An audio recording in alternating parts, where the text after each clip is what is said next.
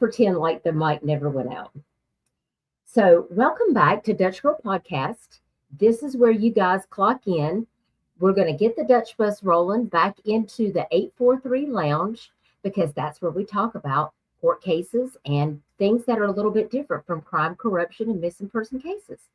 But before we dive in, I want you guys to go over and do me a quick favor and hit the like button.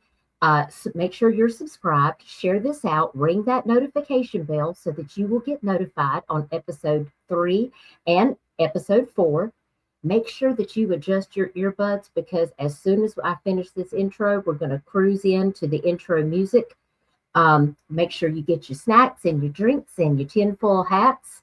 All the good things, the pens, the notepads, because there is a lot of things that we're going to cover tonight. This is episode 2 of Saints and Sinners, Sanctuary Under Scrutiny. And that involves the Pawleys Community Church case that we talked about on Monday on episode 1. And tonight we're going to review all of these documents on lawsuit 1 and 2, and we're going to read through those very carefully. Not because we want to make a scene about it, but it's because this involves real people in my community, real families, real harm that has been alleged. And since episode 1, you guys know there has been a multitude of criminal charges, resignations, civil filings that have continued to stack up. And of course, another major lawsuit has come down today. That is lawsuit number 5. There was also an arrest just hours earlier, and I'm going to tell you all about that as well.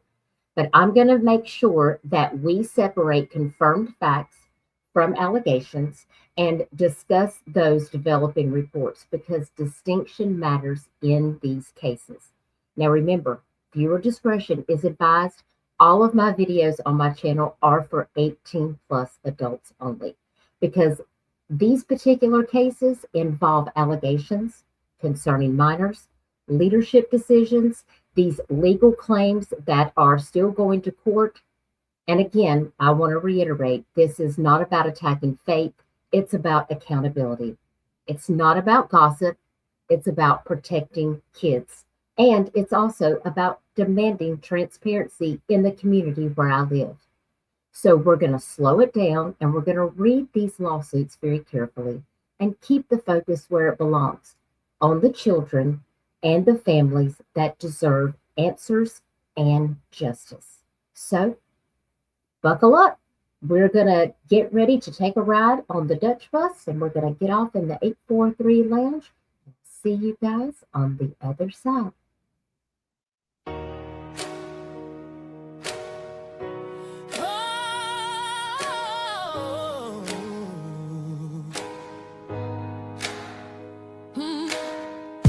We came in Sunday clean, altar draped in red, sun on the stained glass and flies in the bread.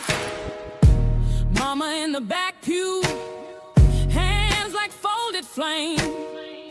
She saw his smirk too long, she knew that kind of shame.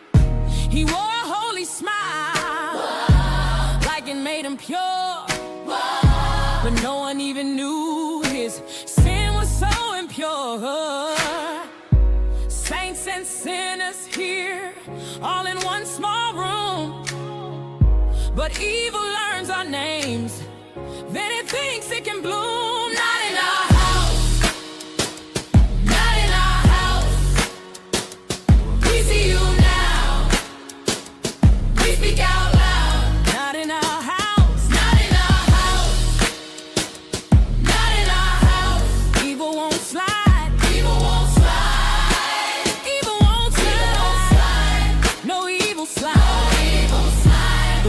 Home to home, like fire through dry grass. Parents at the local store, talking fast, talking fast. The elders bowed their heads, but the children held their ground. We heard the bruised up truth, moving from mouth to mouth. A choir in the hallway, sang loud in the line, calling on God kept waiting for a sign. Saints and sinners here, still the bell rings on. But fear cannot baptize what the daylight has shown. Not in our house, not in our house, not in our house, not in our house. We see you now, we see you now. We speak out loud. Not in our house, not in our house, not in our house, not in our house. Evil won't slide, evil won't slide, evil won't slide, no evil slide, no evil slide. Break the hush, break the chain. Whoa, call the names, stop the pain. Whoa, we won't kneel to a mask and a lie. The sanctuary burns, but the truth won't die. Not in our house, not in our house, not in our house, not in our house. We see you now, we speak out loud. We speak out loud. Not in our house, we speak out loud. Not in our house, not in our house. Evil won't slide, evil won't slide, evil won't slide, no evil slide, no evil slide. Not in our house, not in our house. Saints rise up, sinners fall back, sinners fall back. Yeah, no evil slide.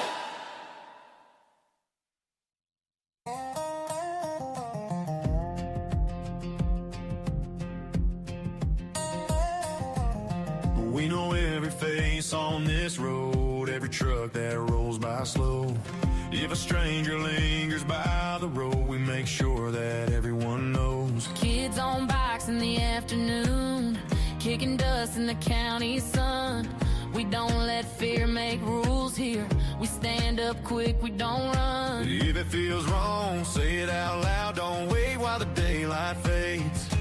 One quick call can change it now. Tell someone, keep them safe. If you see it, say it. If you see it, say it. Our children come first, come first. If you see it, say it.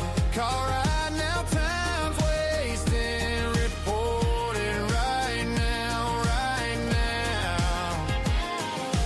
Front porch talk and a screen door creak. Mama's voice cuts through the yard. We watch that park, that school, that church. Every neighbor plays their part. I stay open, ears stay sharp. When a shadow moves too close, a community that looks away is the one that hurts the most. If it feels wrong, say it out loud. Don't wait while the daylight fades. One quick call can change it now. Keep them safe, no time to play. If you see it, say it. If you see it, say it. Our children come first, come first. If you see it, say it. Call right now, time's wasting. Report it right now, right now.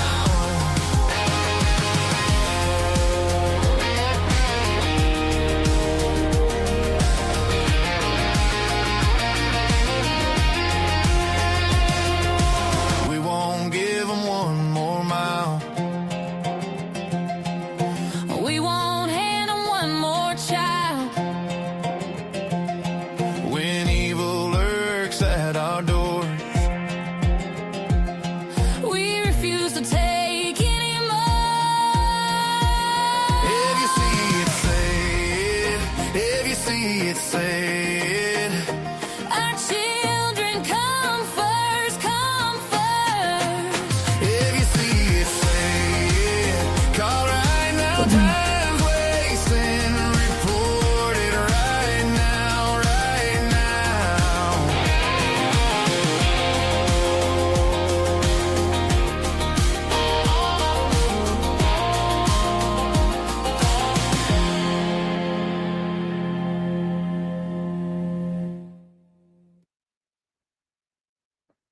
Okay. Am I back? Can you guys still hear me at this point? Let me get back over here so you guys can see me. How's everybody doing tonight? I appreciate you guys joining me for episode 2. Sorry about the technical difficulties. Sometimes it happens.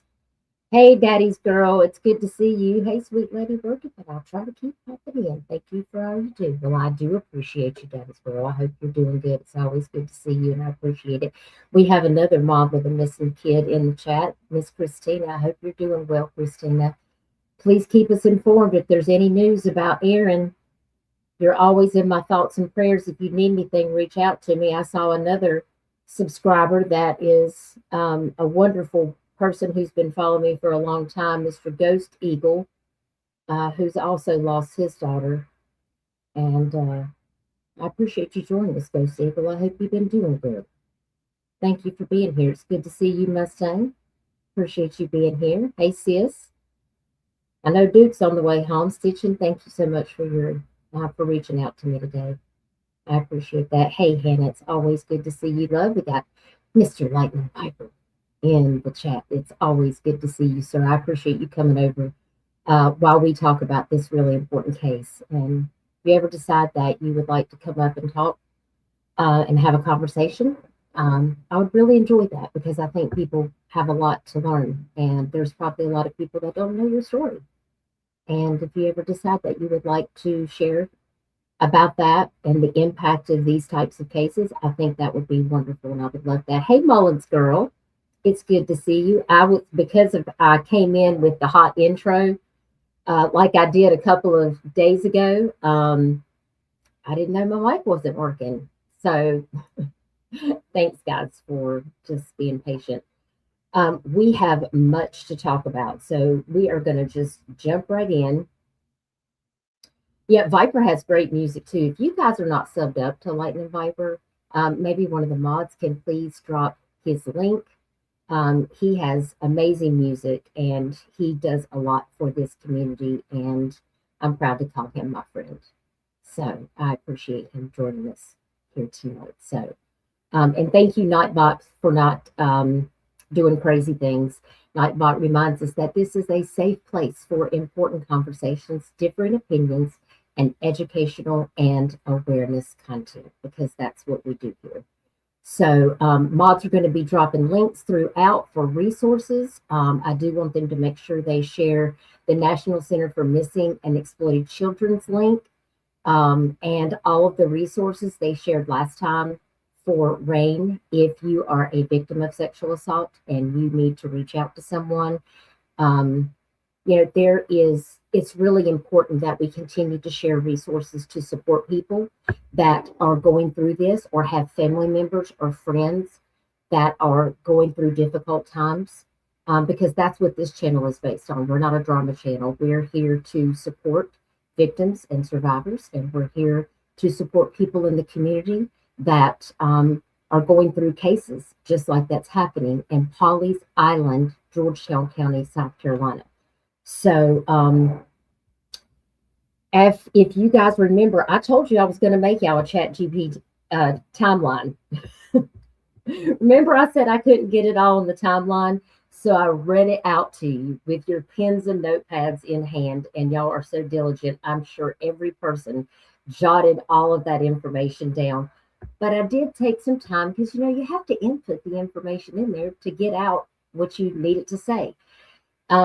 So I did put this timeline together for you guys to take a look at, and I'm going to actually take these comments down right now so you guys can get a better look at that.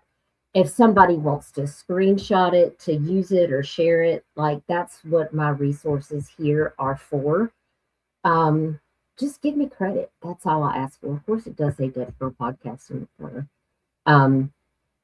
But I just wanted to put something together so that you could visualize what this actually looks like. And of course, Don Williams and Warren Perry are not they're like the two main people involved in this, but there are levels. We've got Don Williams' wife, Ginny, who was arrested twice and has bonded out. We also have Niki Howard.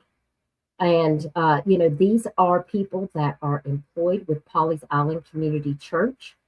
And there is a new arrest, and I'm going to tell you about that before we jump into this. But these are the two main players. And Don Williams, as you guys learned in episode 1, if you did not see episode 1, I highly advise you to go back and catch up, because we're going to be jumping into episode 3 on Friday. And you're going to want to stay up to date with what's going on, because I'm already going to have to add an episode 4 and 5 to this, because things are spinning on a dime.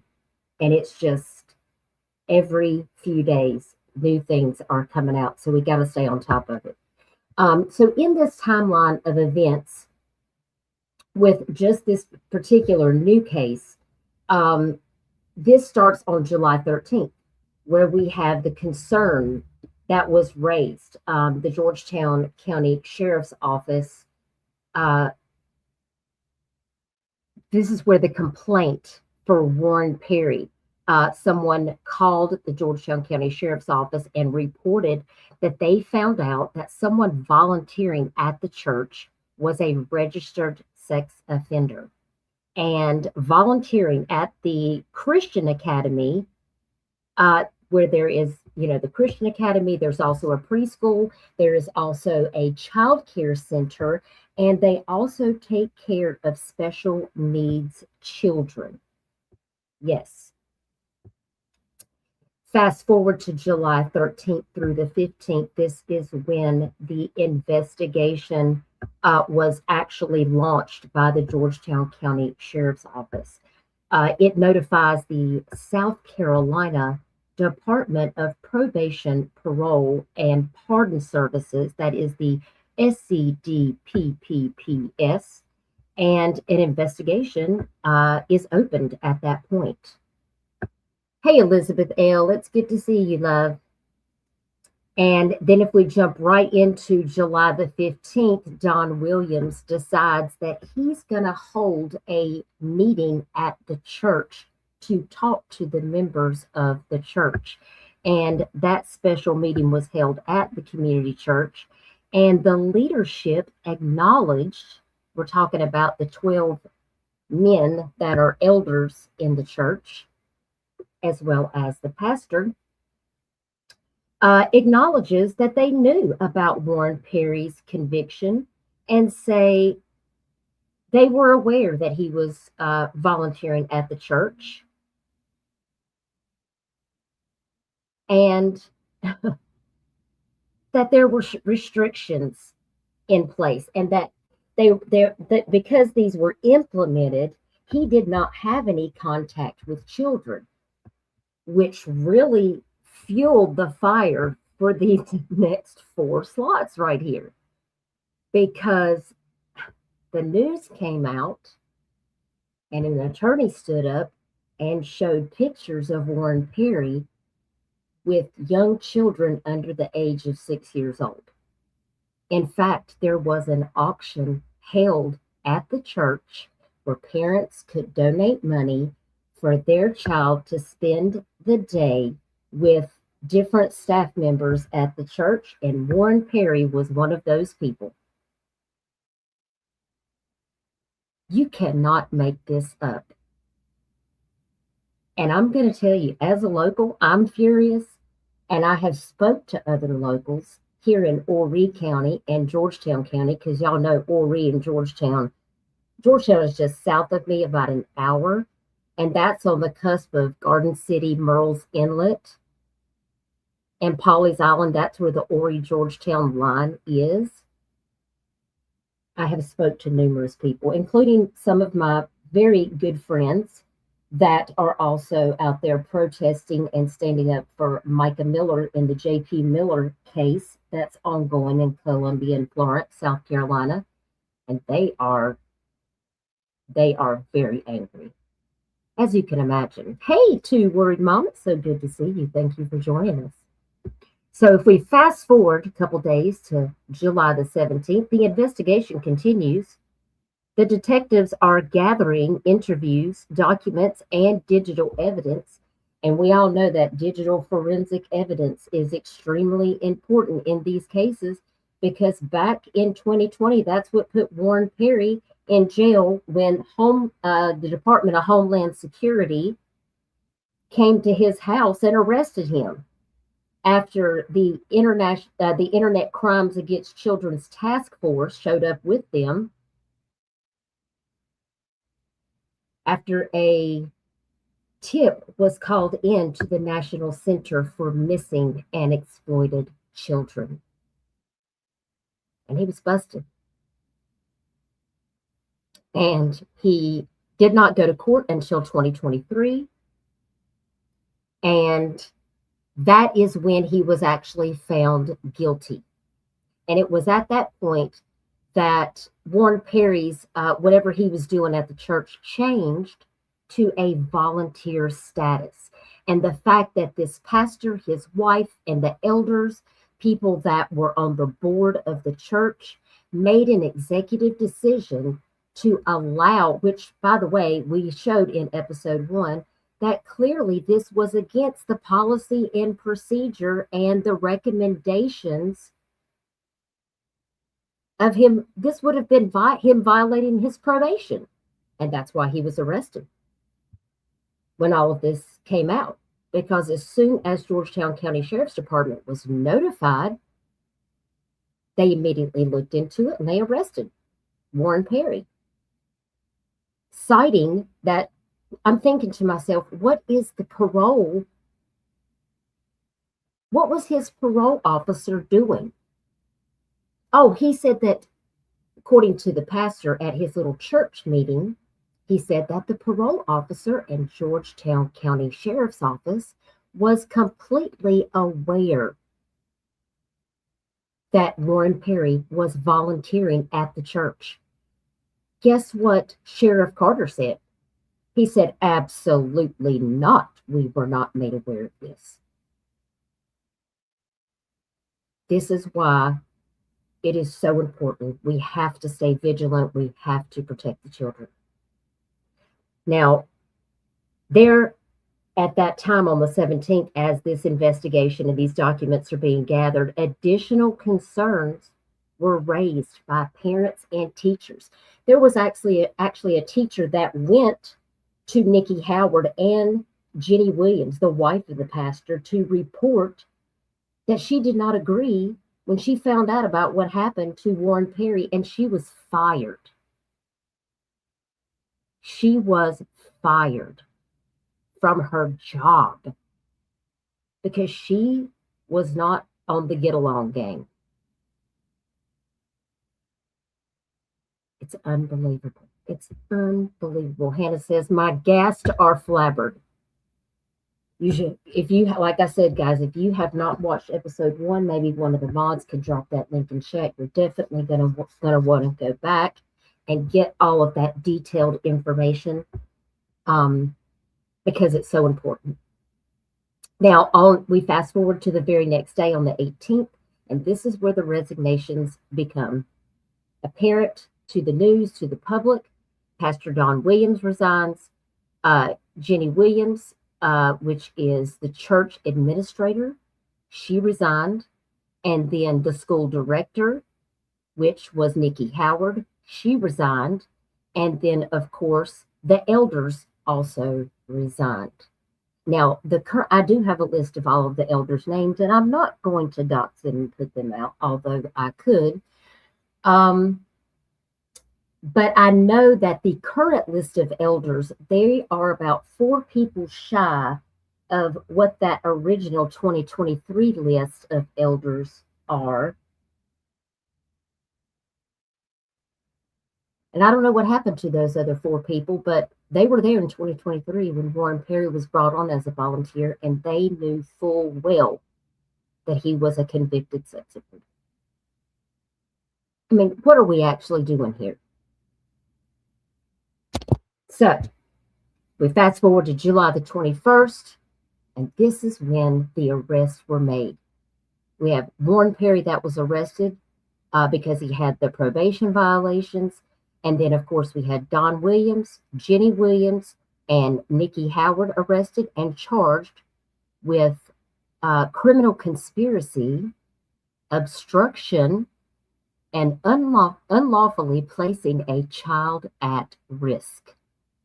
This is very critical. You can find all of that factual information that was FOIA'd by our wonderful admin mod queen, Michelle Macklin.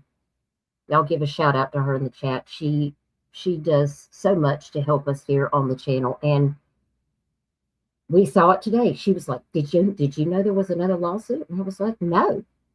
So therefore, we're going to have more episodes so we can cover it.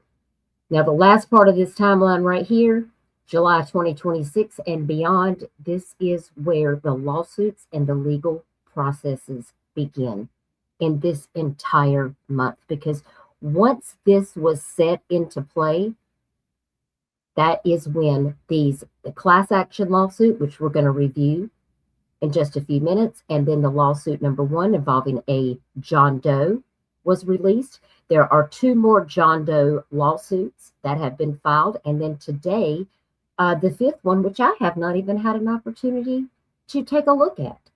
So I can only imagine what that's going to look like. Hey, Cindy, it's so good to see you. It's so good. I'm so glad you joined us.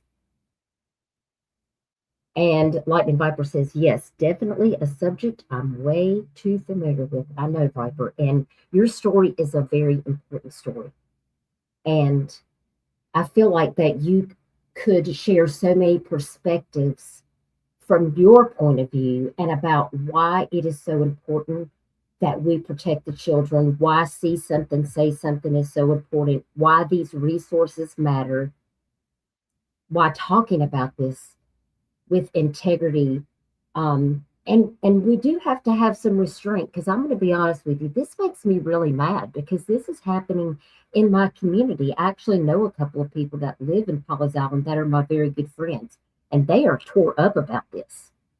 And I was like, don't worry, I'm going to cover it on my channel because more people need to be aware about what's happening. And they deserve the truth. They deserve justice. These children deserve protection. And this cannot happen again.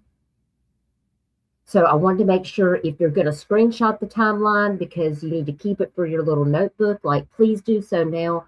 And I'm going to remove it, and we're going to jump into the arrest that happened today. Thank you, Lightning Viper. I really appreciate that. Yes, awareness is key, Stitching, for sure. All right, so let's jump over here. This is our latest arrest in the Pawleys Island Community Church case. This is Michael Anthony Fields, age 66. And he is still in custody, and he will be going before the magistrate tomorrow morning at 9 a.m. And I'm thinking there's going to be some more good videos that come from the people standing out there in the parking lot. I don't think I showed you a couple of the videos that I had from last time. This is the first page of the 5th lawsuit that was filed. A jury trial, I see, is demanded in this case. And look at all of these defendants. Boy, they done listed them all right here. So we have a lot to talk about. So if you guys are just getting here, we're just recapping the case, going over the timeline. I hope that ChatGPT, graphic helps for you guys to take a look at this. But I want you to watch a couple of quick videos before we jump into the lawsuit. Is your ride not here yet? How can y'all do that to these children? How? Risk so many kids' lives? You got nowhere to run to, Mr. Williams. You don't gotta run. You don't gotta hide your wife, buddy. Not from me.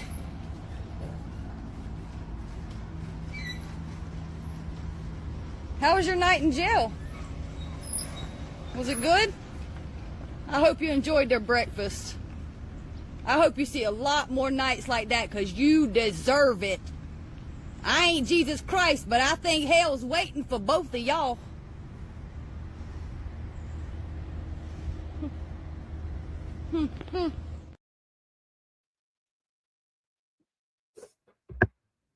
That's courtesy of Miss Tracy. And she's a local that lives down there. And she Boy, she was telling them all about it too. She was telling them all about it. And I guarantee you, Tracy, girl, if you out there watching me right now, I know you're going to be there in the morning. But I just had to show y'all that because I tell you what, there. Let me find that thing that I think I posted it on my YouTube community wall today. Let me go over here and look. Yeah, I did. I guarantee you, Judgment Day won't be rigged. People want to talk about elections being rigged, all this stuff like that. I guarantee you, Judgment Day ain't gonna be rigged. So it's going to take more than a seatbelt and a tinfoil hat to get through that day. So, and especially when you're in a place of being a pastor and a leader, an elder in a church, and you just allow this, but you don't tell your congregation, you don't tell parents, you don't even bother to tell your other staff members, you just make an executive decision and let this person be around children. When you go over these lawsuits with me, I just want you to prepare yourself because it is a lot. It is a lot for sure. Hey, Rubber Ramada, it's good to see you. Thank you for being here. Michelle said I was missing my link dropping, girl. And remember, y'all can use Nightbot too. Any resource links that you guys have, that would be great. Excuse me, I drank my Sprite and indigestion. All right, let me see what else we got over here before. Oh, there is another great video from TikTok that I want to share, and I think that this guy can give us some insight a little bit about what we're possibly going to be seeing. Hello, how are you doing today? My name is Randy Hood. Today, my law partner, Anna McGann, and I filed a lawsuit against Pawleys Island Community Church in Horry County, South Carolina. In my 34 years of practice, this is one of the most egregious situations I have ever seen or been involved with. Essentially, a church, Pawleys Island Community Church, and its senior pastor, Don Williams, and his wife, Ginny Williams, and the director of operations of the academy at this particular church, allowing a known sexual predator to be around very young children and other children for a period of years. Some of these children were as young as 2, 3, and 4 years old. These children aren't the types that can speak up and tell somebody if something bad has occurred. Families whose children were exposed to this particular danger, they don't know if their child was sexually abused or not. They don't know what they were exposed to. They can't speak. They're vulnerable. They are the most vulnerable population that we have in society. They deserve to be protected. They deserve for somebody to be their voice. They deserve for someone to say, no, you can't allow this to happen. This can't occur. Not in 2026. Yet it did. It did. So what happens now? It's going to play out. It's my understanding that there's some criminal hearing today involving some of the folks who knew about this and exposed children to it. I don't know where it's going to end, but I will say this. We're going to fight till the end for the folks that we represent in this horrible situation. Thank you very much.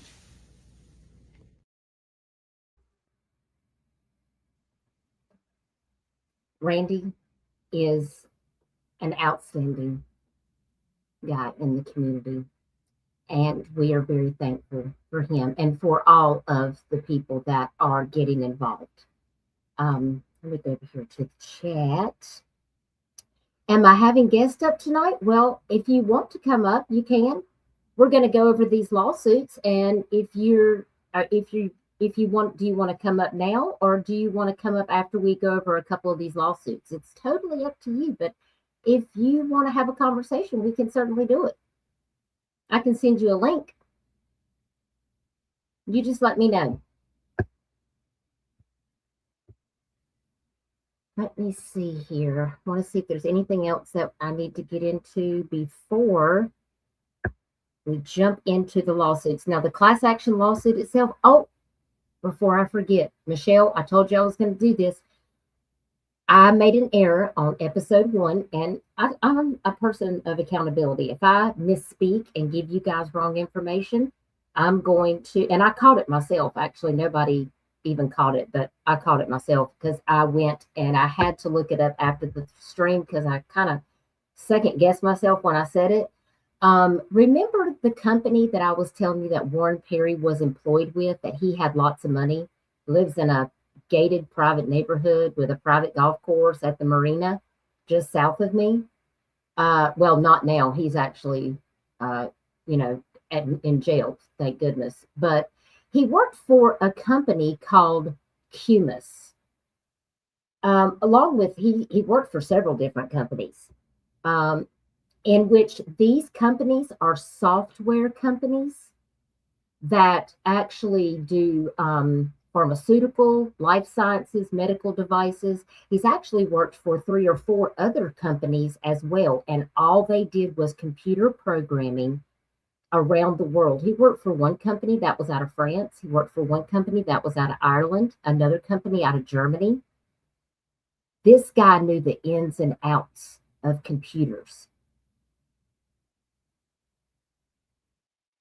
Software, how to house data, things of that nature.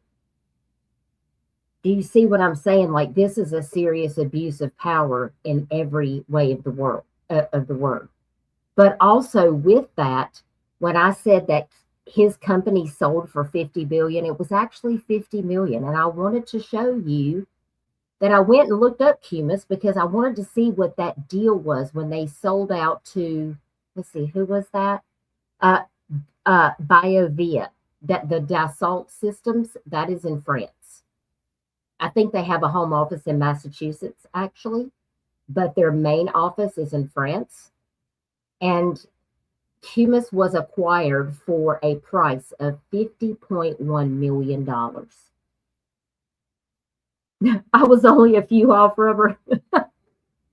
Hey, listen, if I'm wrong about something, I catch myself all the time, and I'm like, I've got to go back and make sure, because I want to give you guys factual information. Like, I'm not just going to say something and then I realize, like, it's not correct. So I wanted to make sure to clarify that, because the interesting part that we made about that connection was that the pastor and his wife have power of attorney over Warren Perry's finances, which led to something we spoke about in episode 1, which has a lot of people in the community asking. Warren Perry had money. The pastor and his wife has power of attorney over that money. Was Warren Perry buying access to kids? This is just an allegation. I'm not accusing him because I don't have the information. That's what I'm hoping is going to come out in these lawsuits. That's what I hope that they'll be able to prove with digital forensics, because they'll be able to hopefully trace exactly what's been going on. Because somebody that has his type of intellect that's making that kind of money, well, I mean, he's not the smartest person in the world. He got caught. But that's how a lot of these people are. They're very tech savvy. And I just feel like it's something important that we need to talk about. Yeah, I hope they check all of his devices. That's how he got caught the first time. And Homeland Security and the task force showed up at his house. And Georgetown County, I'm not even sure if they were even involved in that. Because I don't know what it's like to have Homeland Security show up at your house, and I don't want to know. Thank goodness I don't have to know what that's like, right? So I just wanted to make sure that I clarified and made sure you guys knew that it was 50 million, not 50 billion. Okay. Let's see.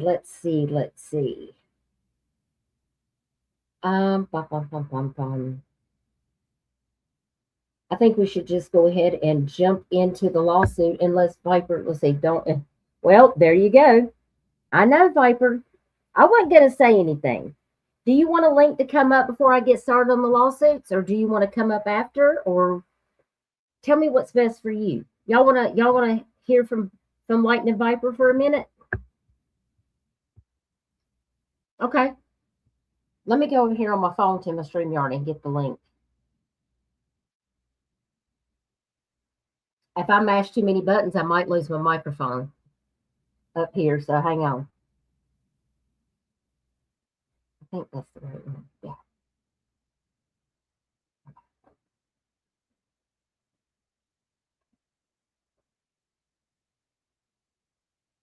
All right, I sent it to you. All right, so Lightning Viper's going to come up and we're going to chat before we hop into it. And these first two lawsuits are not super long. And if we're already going to have to go an extra episode, so, you know, y'all make sure to welcome Lightning Viper when he gets here.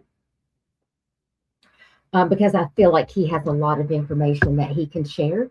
And that is the thing that I want to make sure that we, the message that we send to the public when we're talking about cases like this. You know, this isn't for clicks and views and money. My monetization is off. I'm not making anything on this. It's about the awareness. It's about you need to know what's going on in your own community. I know there's a lot of advocates that cover all 50 states in the United States. But what's the place that I know best? It's where I live locally in North and South Carolina. So if I know that place the best, that's where I feel like I can do the most good is in my own community, because I can literally be boots on the ground. I was boots on the ground doing things in my community before I ever had a YouTube channel. I was actually encouraged by some friends that to make a YouTube channel so that I would have a place to talk about things and, you know, people that I help in my community, because, you know, it takes a village out here and we got to look out for each other. So yes, awareness is so important. Okay. I'm going to bring, hello. Well, hello, ma'am. How are you? I'm doing well. How are you doing? Living the dream. Living the dream. So when I sent you this stream, you know, when I first started seeing all of this, as much as it makes me sad, I immediately thought of you and your story, because it's an eerie reminder, isn't it? Yeah. And I remember when you went on Benny's panel, Benny Keys, Yes. and I was so proud for you guys to have that conversation, because I feel like there's not enough people that are able to really come out here and be able to talk about what they've been through as a survivor. And it's just, you're so brave. And I'm so proud to call you my friend. Oh, well, thank you. You're spoiling me, giving me a big head. My wife will take care of that later. It's amazing because it gets easier and easier every year to just be able to talk about it. If you go back 30 years, it wasn't so easy for men to sit there and talk about the things that were done to them. So it was something that you lived with for decades. And, you know, in every state is very different when it comes to justice for those victims. Right. Do you want to give them like a little backstory? Just maybe like a short because you know, it is a different state, and you know, I think it's just I want people to understand. Yeah, I became a ward of the state at about 2 years old in Rhode Island. And Rhode Island still had an orphanage called St. Aloysius Home for wayward children, or you know, unplaceable children, as it were. And you know, they housed, you know, hundreds and hundreds and hundreds of kids over, you know, 70 years or so. And there was just rampant sexual abuse and physical abuse, threats for death, food depravity, where they would deny food, clothing depravity, where they would deny clothing for children, based on, you know, behavior patterns, to the outsider looking in, behavior patterns. To the inside, to the people experiencing the abuse, it was a punishment for not fulfilling the desires or needs of the members of the groups that were, the predators towards the children, unfortunately. Right. And, I went through that for about 10 years, give or take, with a couple of runaways. I ran away from the place a couple of times. And we told, state police, again, at that age, you don't know what it's called. You just say, these people are doing bad things to us, blah, blah, blah. And the state police would take us right back to the home, right back to the priests. They would tell the priest what the children said. And the priest would just say, they're incorrigible children. They don't want to be here. And they're just making up wild stories. I was in... Wow. It's called Greenville, Rhode Island, but it falls under the town of Smithfield. Okay. And it's called St. Aloysius Home. And so, and I got trigger warning in the chat for anybody that might need it. Yeah, because yeah, These it's are bad. these are heavy topics, and if you need to, step out, please, come back and see us in just a little bit, because not everybody's able to. And I want to give you guys a chance to, exactly. So I just want to let you guys know that this is, and it is 18 plus only. This is not for minors at all. So if you have your kids around, be mindful. If you're on your earpods or you're on speakerphone, you have your kids around. I just want to give you a heads up. So, yeah. Okay. Is your microphone changing colors? Yes. That's pretty fabulous. I like that. I love it. I ended up getting a lawyer and getting out of state care. I think around 16 years old, and went on my own. And then a few years later, I met my wife. We got married, and for about the first 15 years, maybe 20, I don't know. She could tell. She never even knew. She was always curious that I didn't talk about siblings and things like that because I didn't really have any. I mean, I did physically have them, but I just didn't know who they were. And eventually one day I broke down because, it's a husband and wife thing. She would tell me things like, you're not like most men. You're not like most men. You're not like most men. You're not like most men. The lovey-dovey, kissy in public, holding hands, affections. And that wasn't me, So, I loved her. I knew I loved her because I knew that it hurt when she wasn't around. So that I knew what love was, but the idea of expressing it publicly, it was a very painful experience to think like that. It hurt physically and emotionally to think to myself that I should publicly show these things because I felt like I was doing something wrong.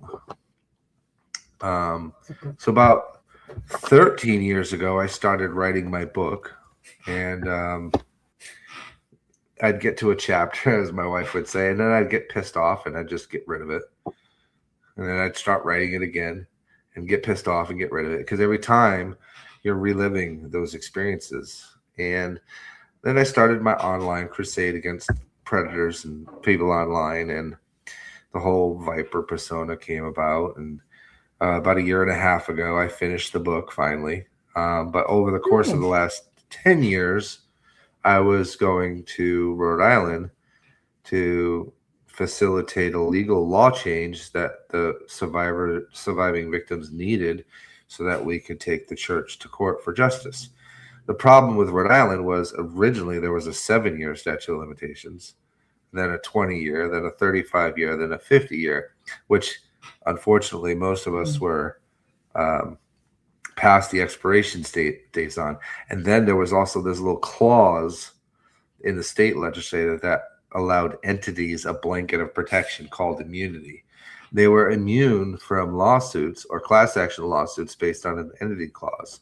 And it was something the churches facilitated and organizations like the Boy Scouts and Girl Scouts of America. Right. And the most of the religious organizations, they all fell under this entity umbrella. DCYF fell under an entity umbrella. The courts fell under an entity umbrella. The police fell under an entity umbrella. So the only thing we could do was go after individuals. And part of the arguments for the lawyers from the SAM insurance company, for those who don't know, SAM insurance is sexual assault and molestation insurance. Did you know did you know that existed? I didn't. I've never Yeah. heard of that. Yeah. It's an actual insurance company that insures organizations against lawsuits of sexual abuse and molestation. Yeah. Interesting, right?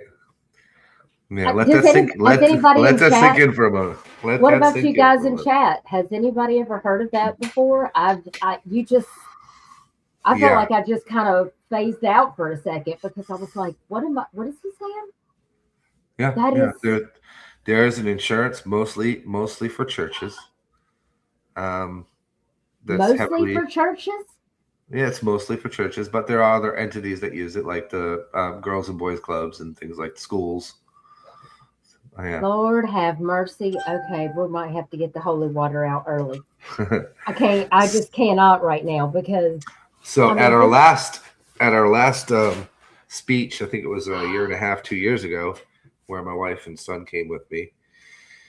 The lawyers for the church got to speak first because they were there. They were there to prevent the law from changing. So the law that we were going for was this. Complete removal of the statute of limitations on crimes committed against children, grandfathered into any cases beginning back when the first entity law was introduced, which was 1952. Removing of the entity clause allowed the survivors because you got to also remember 20 years ago, we started with 477 of us. Today, there's 117 of us left.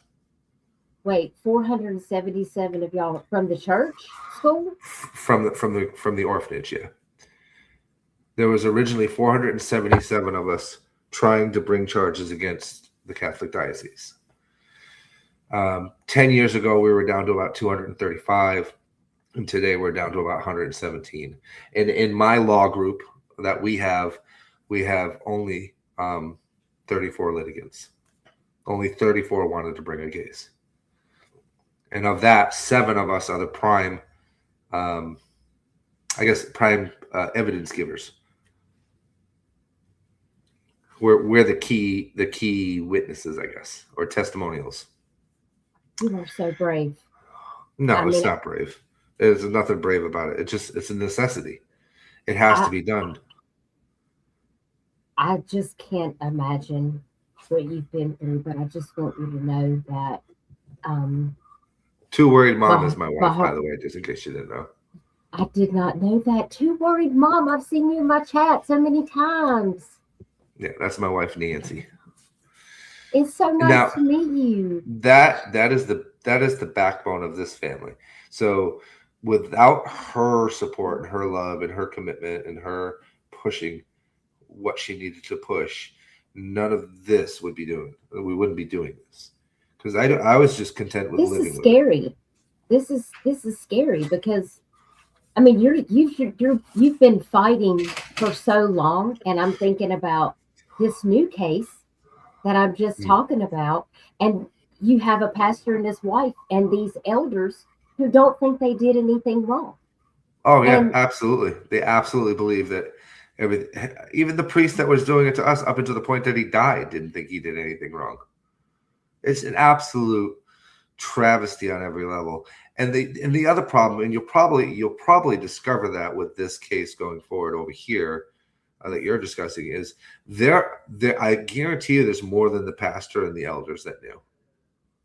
I guarantee you that there are members of the political parties that are in that community or in that town or in that state that knew something. Because here's what we discovered with St. Aloysius. The district attorney.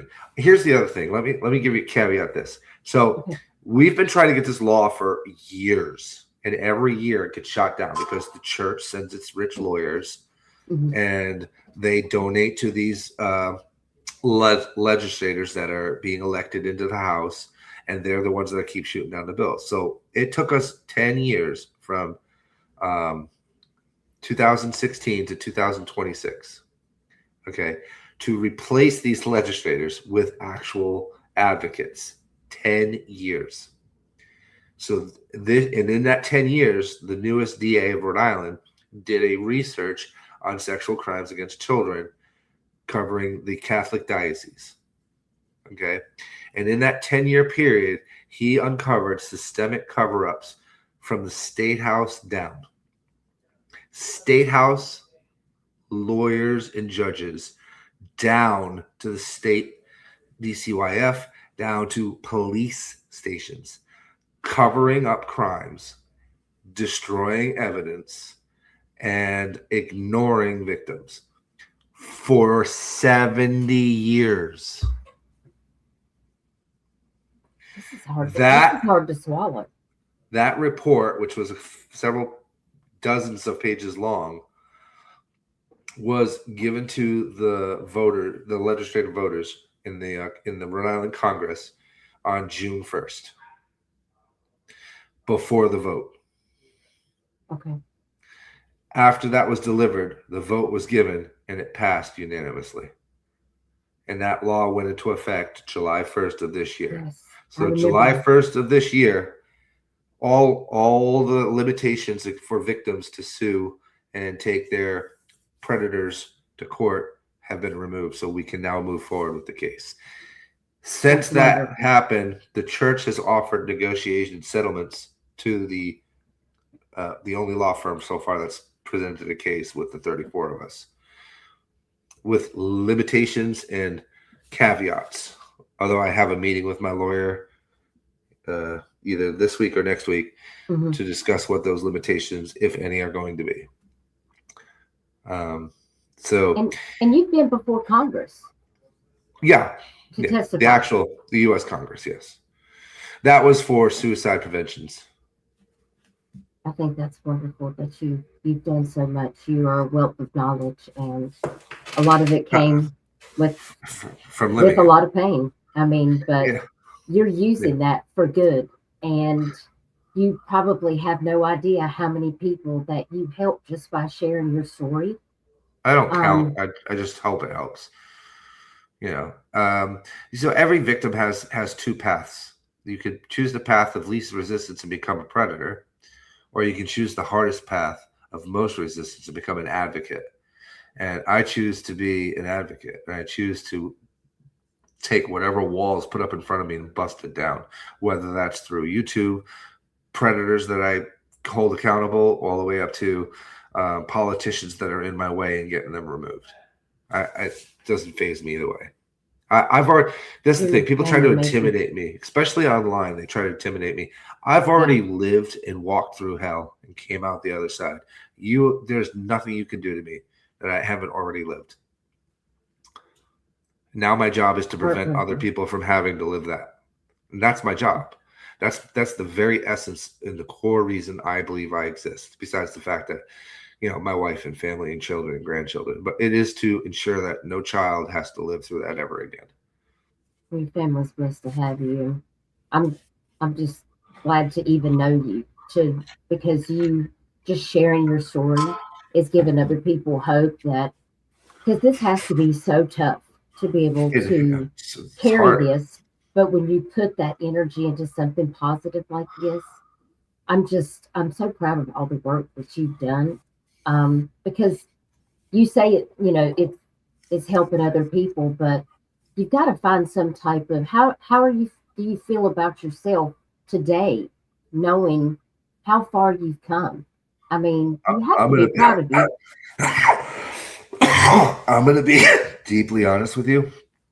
I am still very broken.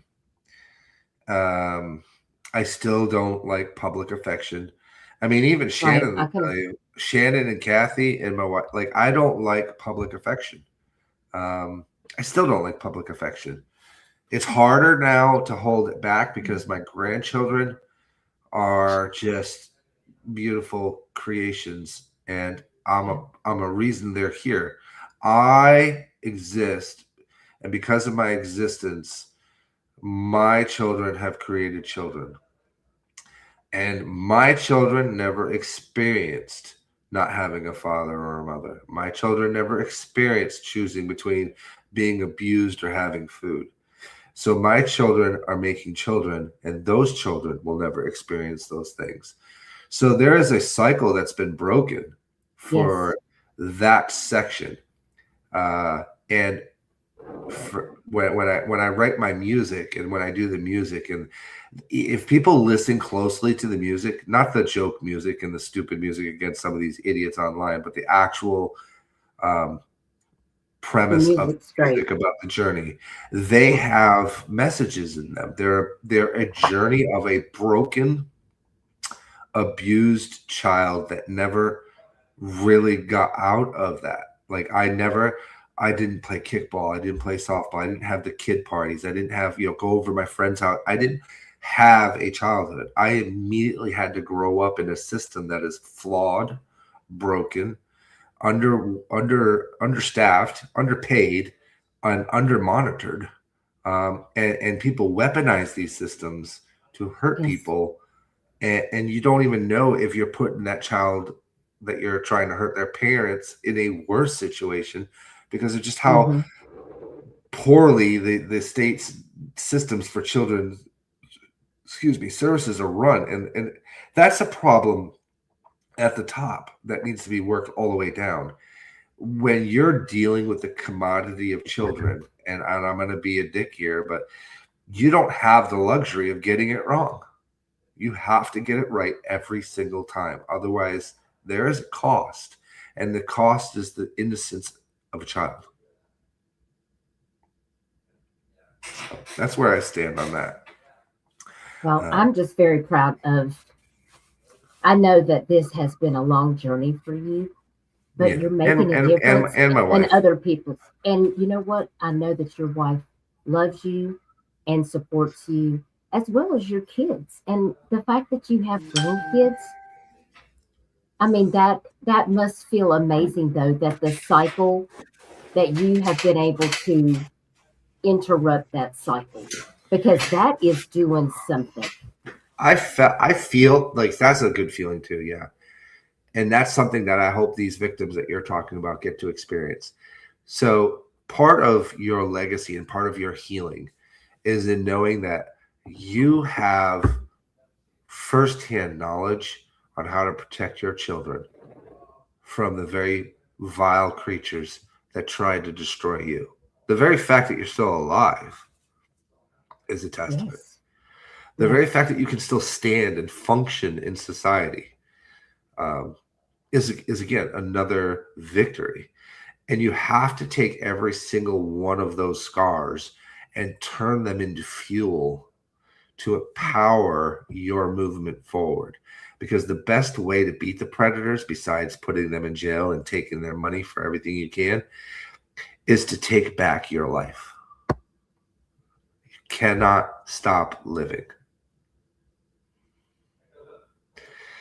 That's the hardest thing to do. A lot of important lessons that you have been through. Yeah. My wife and I have been together for 30 years. And I'm so glad that you have her. I am. She's a country gal too. So it's like we get along good then. She had these preconceived notions of what a marriage was based on her life and her bringing. It didn't dawn on her that she would meet and fall in love with somebody that grew up in an orphanage. So there were adjustments that made the marriage work. It wasn't an easy journey for either of us, but it was a journey that we still took together. And here we are 30 years later, and I'm a better man because of her. I'm a better man because of my relationship with God. I don't believe in organized religion, mind you, but I do believe in God and in spirit. And I'm a failed, sinning human being at the end of the day. But the organized religion is just so hypocritical of everything that they say and do that I just can't stomach what they're doing to the faithful. I think that if you want to be faithful, you don't need a building and you don't need a steeple, and you certainly don't need some person in a special nifty suit waving some incense around to tell you what your what your sins and your fallacies are. You can do that yourself with a good old book in the Bible and just sit there and just talk to God. That's what church is. Wherever you are and you're talking to God, that's your church. You're it's in the your church. heart. You're the church. The church is not a building. Nope. It's your heart and soul. It's where you are. Exactly. So most of my music is like gospel-y or religiously, but it's also the message in there, like especially sitting in the same pew. Like that's a huge message. That's a great one. That is a great song. That just talks about so much hypocrisy. But my message is directed at the one sitting in the pew. Like we're all sitting here singing the same song. We don't need this person. To tell us that we're bad people. We know we're bad people. So let's do something better with it. Right. Because that guy's or girl is giving this message and they're going out and doing exactly the opposite of that message they just gave. So, yeah.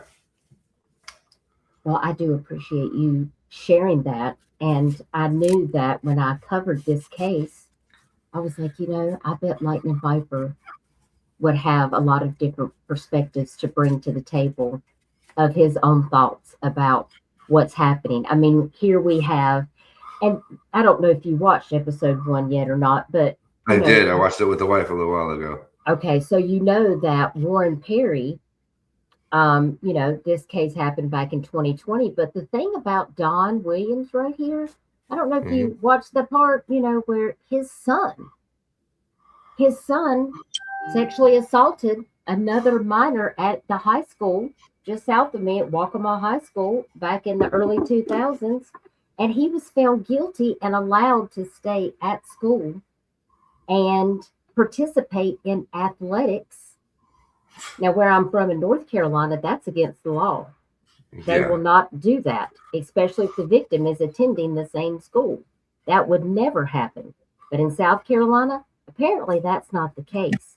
And his son pled guilty, and he just decided that, they wanted to push for him to stay in school, and the school let him, and the victim was shunned. Her grades started to fail, and she ended up dropping out of school. And her mother fought tooth and nail because they chose the perpetrator over the victim. And this was Don Williams' son back then. Fast forward, Don Williams hired another guy, Kenneth Tripp Atkinson, who was a youth pastor. And that person ended up getting accused of sexual allegations at Pawleys Island Community Church. And somehow or another, the pending lawsuit and the charges somehow got dropped. And then Tripp left that church, and he is now a pastor at another church. And I believe that's up in Rock Hill, South Carolina, somewhere, if I'm not mistaken. So he is still in the church. So there's a pattern. There's a pattern that's going on with people. Why are they so willing to protect these predators? I just don't understand it. That brings my last announcement so that you can continue with your second story. So last year, after chasing down some people that I felt displayed predatory tendencies online and finding it very difficult to fight them from the computer stand, I resubmitted my activation to be reactivated to the government. 6 months ago, I got the call to be interviewed, did my polygraph, did my background check. And as of July 7th, I have been reactivated into the Department of Homeland Security HSI investigation. So it's a Homeland Security investigator for internet and cyber crimes against children. I did not know that. That's wonderful. Yeah. Well, congratulations. Thank you. I appreciate it. We need more people like you. I bring an experience of both as a survivor and both from the counterintelligence world in the military when I was in the Army. And then a lot of, obviously, advocacy in the real world with Rhode Island and with Congress.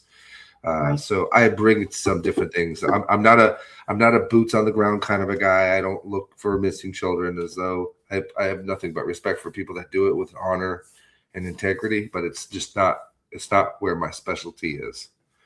My specialty is in the cyber side, monitoring, various websites, various platforms, archiving and gathering information for potential future prosecution, depending on the allegations and the evidence gathered, and just collecting data and mining it. And we call it data mining, but yeah.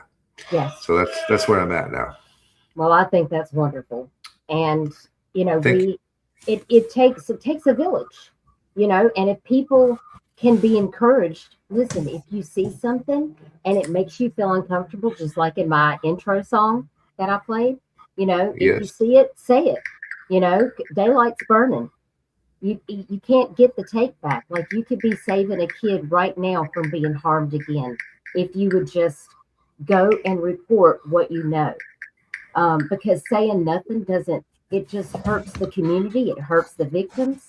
And the silence is helping no one. And don't let anger cloud your judgment. That's the big thing with the online stuff. There's people who are angry at one people, so they let other things slide, or they'll not call something out because that person also hates the person that they hate. Listen, if you're about protecting children, there are no sides. There is just the side of protecting the children. That's exactly right. Protect the child. If that means you have to get rid of a friend, then get rid of the friend, because the child is more important, folks. I'm putting it out there. I've seen it over a course of a decade on this platform. I would rather sacrifice a friend and save a child than team up with somebody that is endangering children because that person hates the person that I don't like. Absolutely. Absolutely. And there's a lot of terrible examples of people that are out here on these different platforms that are LARPing as something that they're not, giving people false hope that something is being done, taking advantage of people. And we have to stand up and say, we're not going to tolerate this in our community. And that's just the way that it is, because it doesn't help. I had to call out one of my own people for being involved and getting busted by a predator thing out in Oklahoma, because he was involved in doing some nefarious activities involving an underage minor. Mm-hmm. And did I like having to do that? Hell no. But did I have to do that? Absolutely. Yes, 100% you did. Yeah, and I will never ever be okay with people hurting kids and putting themselves in these spots and then pretending that they're standing up for something when all the while they are the actual perpetrator. It's never going to fly with me. So, you got your phone close to you? I do. Look at what I just sent you. Okay, hang on. That's private for you only. Yes. I'm so very proud of you. Thank you. It was a long time coming and a hard decision to do, because it means putting yourself back out there in the world. Well, I knew you had told me about it, so yeah. And I think you did send me an email too, but I might have. Yeah. So, but I do appreciate you coming up and just sharing your story, and I hope that you will, if you feel up to it, and you can come by and be here for these episodes to hear what's going on, and you have information or resources in the chat. I need to give your wife a wrench too, because if you guys have resources that you can share, links for people, that would be really imperative. Because when we talk about things like this, making sure that people might say, okay, well, I watched this whole stream, but I don't really know what I need to do, or where do I need to report this, or how can I get help? I have a friend that needs help. And so that's why I try to arm the moderators with the link that we can share in order to support people that are going through tough times, because you never know when someone's watching and they're like, I really wish I had a number that I could call. So. Yes. Before I drop down, make sure you send me your address so I can send you my book. Okay. I can autograph it for you. It's called Oh, Surviving thank St. you. Aloysius' Home. I would like that. It's 7 stories, myself and my in there and 6 others of Okay. our experiences at different times at St. Aloysius. It's called Surviving St. Aloysius' Home on Amazon. Okay. And it does have resources, but it also gives you a very strong look into the survivors aspect of telling their story and the signs that were perpetrated that you today are so visible in people. Back then they didn't seem as obvious, but today, in the 70s and 80s, not so obvious, but today in 2026 they're very clear signs that there's a potential danger in this person based on their mannerisms, their behaviors, their sentences, the things they say, the things they get excited about. And those, as somebody said in your chat, and as we say at DHS, see something, say something. Yes. I'd rather be wrong and report something 100 times than be right and not report it. Exactly. So, I agree with you. I agree with you 100%. And I appreciate you being willing to send me a book. I can't wait to read it. Yes, it's a hard story. It's a hard book, so be prepared. It's very, very, very, very hard. And I need to give your wife a wrench, because if you guys, is there a link where people can buy the book on Amazon? Is there a link that you guys can share in chat? There is a link. It's pretty easy to find because I'm like the only Angelo there. Or maybe not. I don't know. You probably are. Because that's where I find all your music and stuff too, is over there on Amazon. On Amazon? Yes. Yeah. Angelo Stevens on Amazon. Yeah. Yes, that definitely comes up. I have like 7 I'm sorry. I have 7 albums, but I'm damn proud of that music. It's really good. I have you downloaded so that I can listen to it on my phone. Oh, you must be one of my downloaders. I am. I have like 5,800 people. I don't know who they are. Tell. This is the. Don't say. This is the. Oh, well, let me put it in there that way. I have to probably. Yeah, you were already ahead of me, Robert. Do you have the link for Amazon? I tried to look. I'm gonna put it in your back chat here. Maybe you can put it up there in your private chat window. Michelle said, "Is there a link where we can buy a signed copy?" No. Okay, so that one's a little bit difficult. I had a bunch of author copies that I've already signed and given away to the libraries because I wanted to make sure it was archived. But I have maybe 10 left. About 10 left. And I'll give you guys a heads up. The money that the book makes goes to help the things that my wife and I do for charities that we work with or homeless veterans. Like for those who don't know, for like 7 months we were feeding an entire hotel of homeless people that the town had put up. So we were making sure they had foods. We made sure they had Thanksgiving. We made sure they had Christmas, all at our own expense plus whatever the books make. So all right, I just shared the link in chat that you gave me. Yeah, that should be to the book. But if you want a signed copy, I can just contact me. I think I have 10 of them. Yeah, contact Duchess. It'll be easier that way. Just email me, Discord, however you guys are connected with me, just reach out to me, and that way I can get everything and I can get it over to him. That would probably be the easiest way to do it. That would be the easiest way to do it. 2 Word Mom says, find someone to talk to. Stay away from the organization that allowed it to happen to them. Yes. Absolutely. Or destroy them from brick by brick. Oh, good news. So after we started the lawsuit with St. Aloysius, not the lawsuit, but trying to get the laws changed, St. Aloysius was reopened under another name for women, for girls. Wait, I thought they closed it, or they were going to close it. They did officially close it this year. But 2 or 3 years ago, at one of my speaking events there, we drove by it just to kind of see what became of it. And it was a full-fledged, or not orphanage, but for girls with problems, home run by run by, who do you think it was run by? The Catholic Church? The Catholic Church. So I made a complaint to my constituent. Wow. And this year, when the law passed, that home was officially closed in Smithfield. They were trying to sell the church as part of their gathering money to pay settlements. The church was, but Smithfield told them no. They can't sell it. They have to give it to the town. So the town took it over. They have offered to have allow the victims to tour the facility. They can live stream and film to probably have a final closure of a chapter in their lives. So that is something I'm planning. I'm hoping before the end of this year. Okay.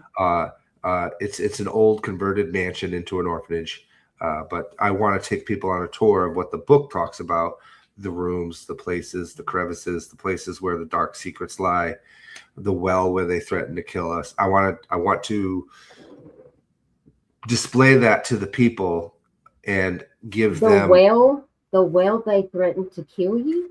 Yeah. The Father McIntyre's son, who also became an abuser. There were a group of us that ran away and told state police what was going on in the home.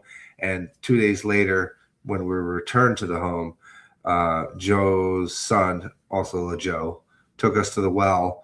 It's an old abandoned well on the property about a quarter of a mile into the woods.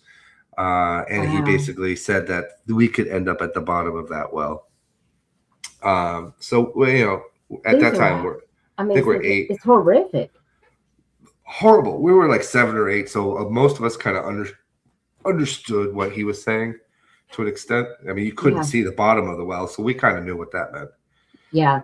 I mean, that's horrible. I can't believe that they were able to get away with it for so long. Well, predators rely on fear and counter excuse. So like, it's your fault this is happening to you. If you only had parents, you wouldn't be, it is about placing the blame. And you and I have seen this on this platform. It is about placing the blame on the victim so that the predator feels empowered. Like they're doing you a favor. Well, if it weren't for us, you wouldn't have a place to live. No, if it weren't for a lot of things, I wouldn't have a place to live. If it weren't for a lot of things, I wouldn't be experiencing this. But it's certainly not a 3-year-old's fault, or a 4-year-old, or a 5-year-old, or a 6-year-old, or even a 20-year-old, or a 30-year-old. It's not the victim's fault if you're being abused. Absolutely. It's the predator's fault. 100%. And that's why we have to continue to stand up for these kids. And what you do is very important. What your audience does is very important. Sharing these stories, the interaction with your subs, these help victims gain their voices back and come forward. They come forward because they see the protection. Because for every person out there that's looking to hurt them, there's 100 people looking to support them and protect them. Yes. We just have to show them that they're here. And as more and more people speak out and more people share, more and more victims will rise up and grab back their voice. This is what this is about. And so that's why we're going to continue to do this, because we can't allow people just to feel like no one's going to be there to support them. 100%. This is a safe place. And, I appreciate what you do. So you have. Well, thank you. I appreciate that. My love and support. You've been one of my rocks on this platform. You've seen my good and my bad. So I appreciate you very much. You're a great friend, and I appreciate all that you do. And thank you for coming and sharing your story. Thank you for having me. I appreciate it. You're welcome. I'm going to hop down so you can continue. All right. Thank you so much. Take care. Y'all welcome. Y'all tell him that you really enjoyed that, because I know that I learned a lot. And some things that I had forgotten about, some things that I didn't know about. I think that really puts it into perspective when you hear from someone that, I consider him a real friend. And to know that someone that I'm friends with has been through something like this, it really resonates with you. It makes me want to fight even harder to make sure that these stories are told and that victims and survivors get the justice and the answers they deserve, because this has to stop. We cannot continue to allow this. In my state and all across the United States, as well as Canada, Mexico, and around the world, we have to protect the children. And thank you so much to Worried Mom. I threw you a wrench. So if you ever are in here and you want to, share some resources in the chat, you can share links to things in the chat. And thank you so much, Viper, for coming up and speaking to us. I have so much respect for you, and I really appreciate you so very much. Your strength is incredible, and you're helping give other people their voice back, because by what you're doing and sharing your story, it's also the victims out there that have not spoke out or have not been able to reach out to get the help that they need. Those people are going to feel empowered to see more people doing that, and knowing that they have that support, they too can go out and get help. And it can really make a difference, because mental health matters. Struggling with, after processing, going through things like this, it's got to be so tough. So thank you again. It really means so much. All right, y'all ready to jump into some lawsuits so we can talk about what is happening out here? Hang on one second. I got to see if the Duke's home. Y'all give me 1 second. I'm going to go check real quick. I don't see him in the chat, and I just need to know if he's made it home okay. And I don't know where my dog is, and that has me a little on high alert at this moment.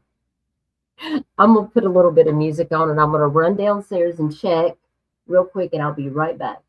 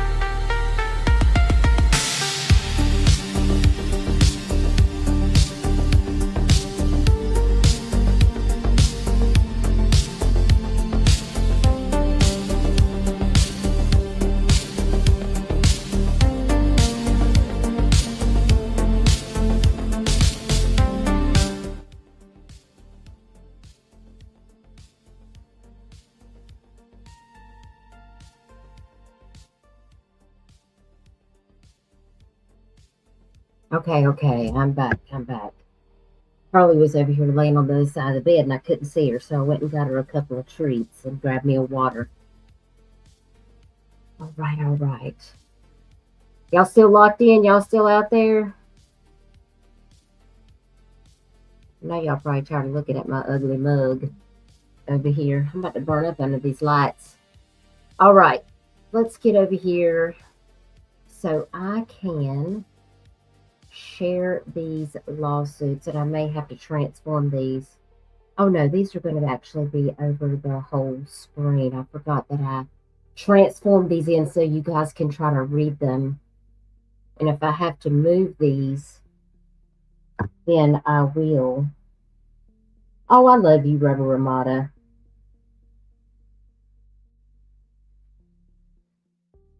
Viper's got the best music, y'all. My music doesn't compare to him. I aspire to be a lightning viper in my AI music aspirations. Couldn't think of the word I wanted to say.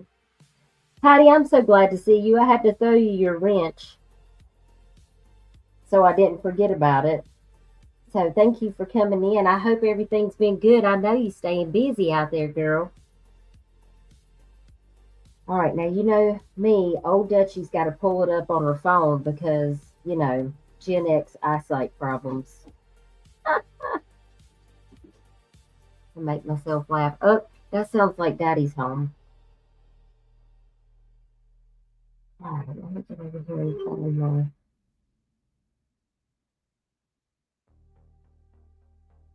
find my little lawsuit.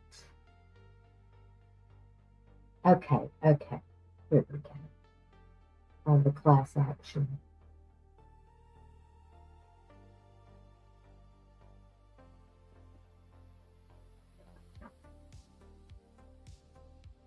Okay. All right. Y'all ready to go? Y'all ready to go? Now, after this live stream, I will post the lawsuit on the community wall if you guys want to see it so that you can have it for yourself. Okay. So what we got right here is, this is the first lawsuit that was filed in the Pawleys Island Community Church case after those arrests. Yes, John Doe typically means minor, Lightning Viper, correct. And there is apparently a few that are involved because now we're on lawsuit number 5. So, hey, Daddy's girl, good to see you back. You're surviving? Me too, me too. I was burning up today. Hey, Ava, darling, good to see you. Hope you've been doing good. All right, so lock in, y'all. We're fixing to get to this lawsuit. I'm going to read it to you. Is my music too loud? Y'all let me know right now before we get into this. I do want to have a little bit of background music, but I don't want it to be too loud. Is the volume of the music interfering with the sound of my voice? Yes or no? You do not hear it? Okay, we're good. So it must not be too loud then. If you have your headphones in, you can hear it because I hear it really good on my headphones.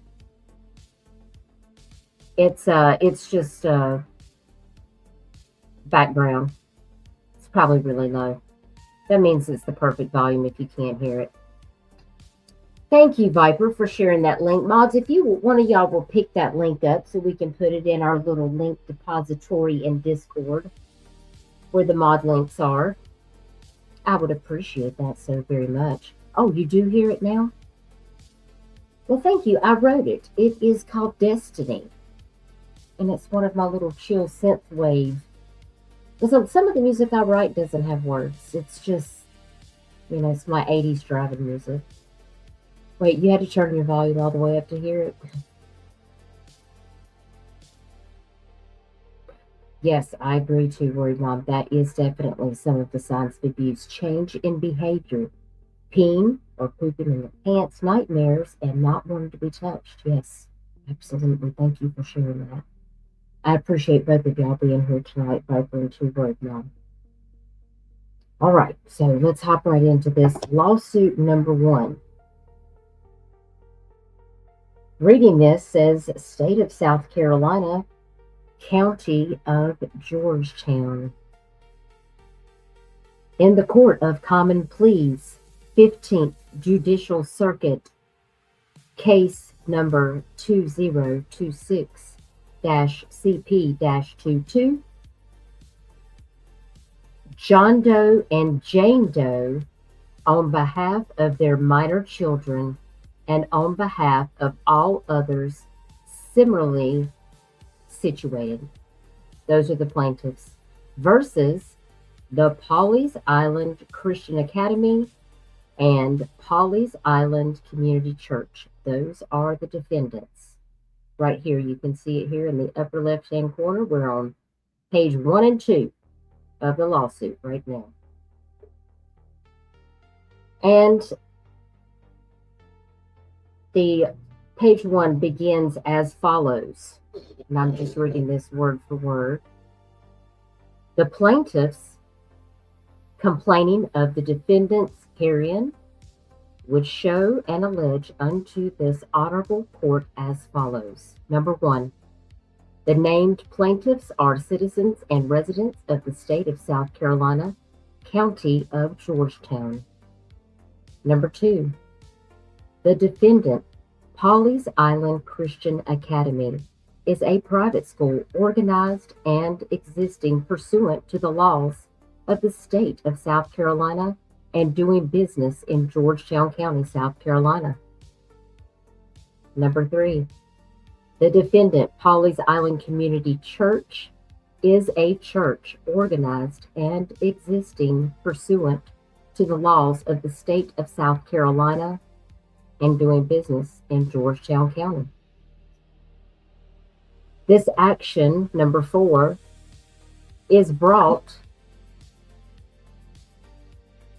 as its class action under Rule 23 of South Carolina Rules of Civil Procedure. The named plaintiffs bring this class action on behalf of their children and on behalf of all other persons who are similarly situated, in which would include all parents and guardians who have children who at any time during the past 6 years have attended school at Pawleys Island Christian Academy or have attended any activities at Pawleys Island Community Church or been involved in any events whatsoever at which the subject sex offender was present. And now we're moving on to page 2, class allegations. Right here, we're at the top here. Number 5 says plaintiffs would show that they are the appropriate class representatives for a class of persons to include parents and guardians and their children who were in any way present at any event where the subject sex offender was also present over the past 6 years, under the authority or with the permission of the defendants. Number 6, plaintiffs would show that the number of potential class members is so numerous that, I can't even understand this word, that the joint number of members is impractical. Number 7, plaintiffs would show that there are questions of law and fact common to the class. Number 8, plaintiffs would show that the claims of the representative parties are typical of the claims of the class. And number 9, plaintiffs would show that they will fairly and adequately protect the interest of the class. Number 10, plaintiffs would show that the amount in controversy exceeds $100 for each member of the class. And number 11, this action is brought pursuant to Rule 23 of the South Carolina Rules of Civil Procedure. Now we're getting into the first claim in this lawsuit, which is negligent hiring. The allegations of paragraph 1 through 11 are incorporated as fully as if set forth herein. Plaintiffs would show that defendants were negligent, reckless, willful, and wanton in the hiring or retention of a known sex offender to supervise and oversee activities which involved the children of the parents and guardians in the class action. Plaintiffs would show that the defendants intentionally failed to inform or advise the parents that guardians of the employee or volunteer was in fact an alcoholic, and got to get over here to page 3.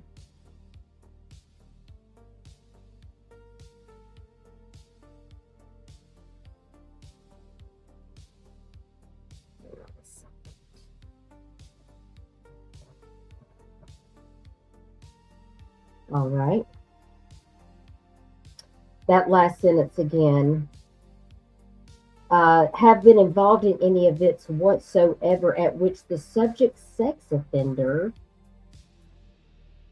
was present and intentionally placed their children in harm's way by allowing the sex offender to have access to their children and to supervise activities which involved being in close proximity to their children with an opportunity to touch their children.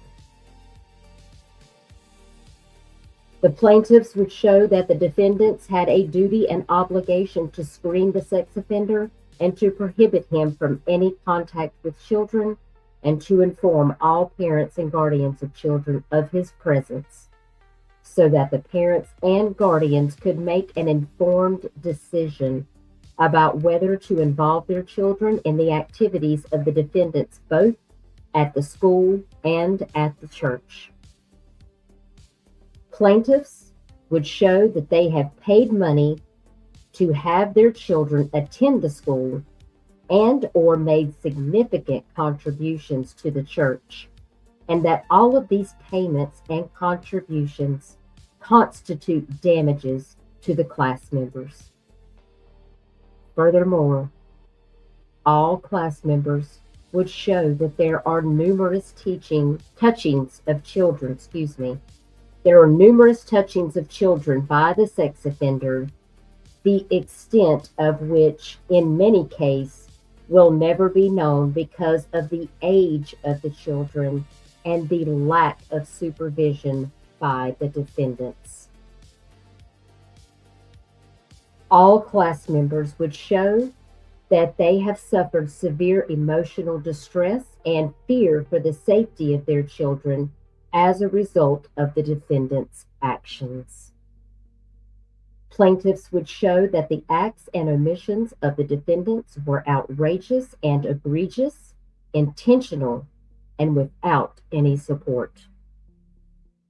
Plaintiffs would show that even after confirmation by the parents, the defendants assumed an attitude of incredible arrogance in defending the sex offender over the interest of their children.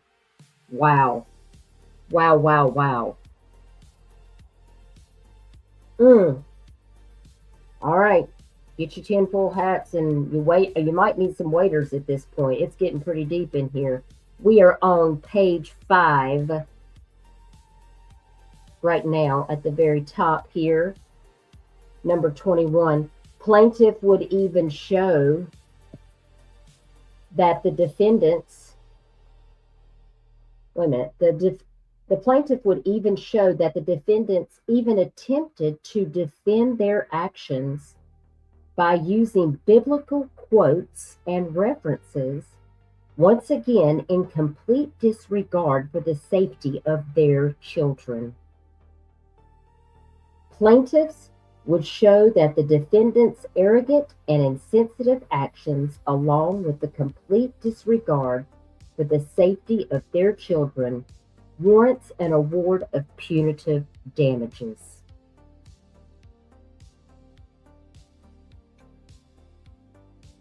Plaintiffs pray for actual and punitive damages for the class in an amount exceeding $25 million. Right here, number 23. The prey for actual and punitive damages for the class action lawsuit is exceeding $25 million. Honey, they just on the first claim. Now, for a second claim, right here in this next section. For a second claim, breach of fiduciary duties. The allegations of paragraphs 1 through 23 are incorporated as fully set forth herein. Plaintiffs would show that the defendants owed a fiduciary obligation to the plaintiffs in their positions at the church and the school. Plaintiffs would show that they entrusted the safety and well-being of their children to the defendants, relying on the defendant's responsibility to appropriately screen all persons who are involved in any type of child care or child supervision. Plaintiffs would show that the defendants completely disregarded their fiduciary duty and allowed a known sex offender access to their children despite hundreds of years of church history, which would dictate to the contrary. Wow. Plaintiffs would show that they have been damaged by the breach of fiduciary duties of the defendants and seek actual and punitive damages in an amount exceeding $25 million. And this next page is the last page, and this is signed the attorneys, Sidney Connor IV, with Claire, Connell, and Connor out of Surfside Beach, dated July the 17th of 2026. Now, a couple of things that I want to point out about this particular lawsuit. In a second.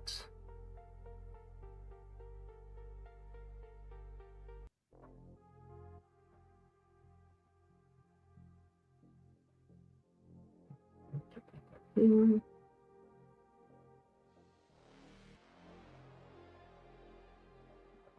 All right. So,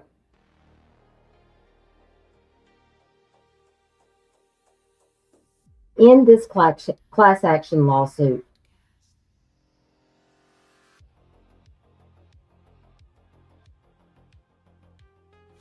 a class action is, this immediately tells me, as soon as we start reading this proposed class action, the named parents are asking the court to allow them to represent not only their kids, but potentially every family who's ever attended the church during the last 6 years. That's what this lawsuit is basically saying. The parents, the guardians, the children, the families who attended the church, families whose children attended the church, anyone whose child attended activities where Perry was present. The lawsuit argues that there are simply too many affected families to file individual lawsuits in this first lawsuit. So the plaintiff's claim is going to be there are numerous potential victims. Everyone shares a common legal issue. One lawsuit is more efficient than hundreds of separate lawsuits.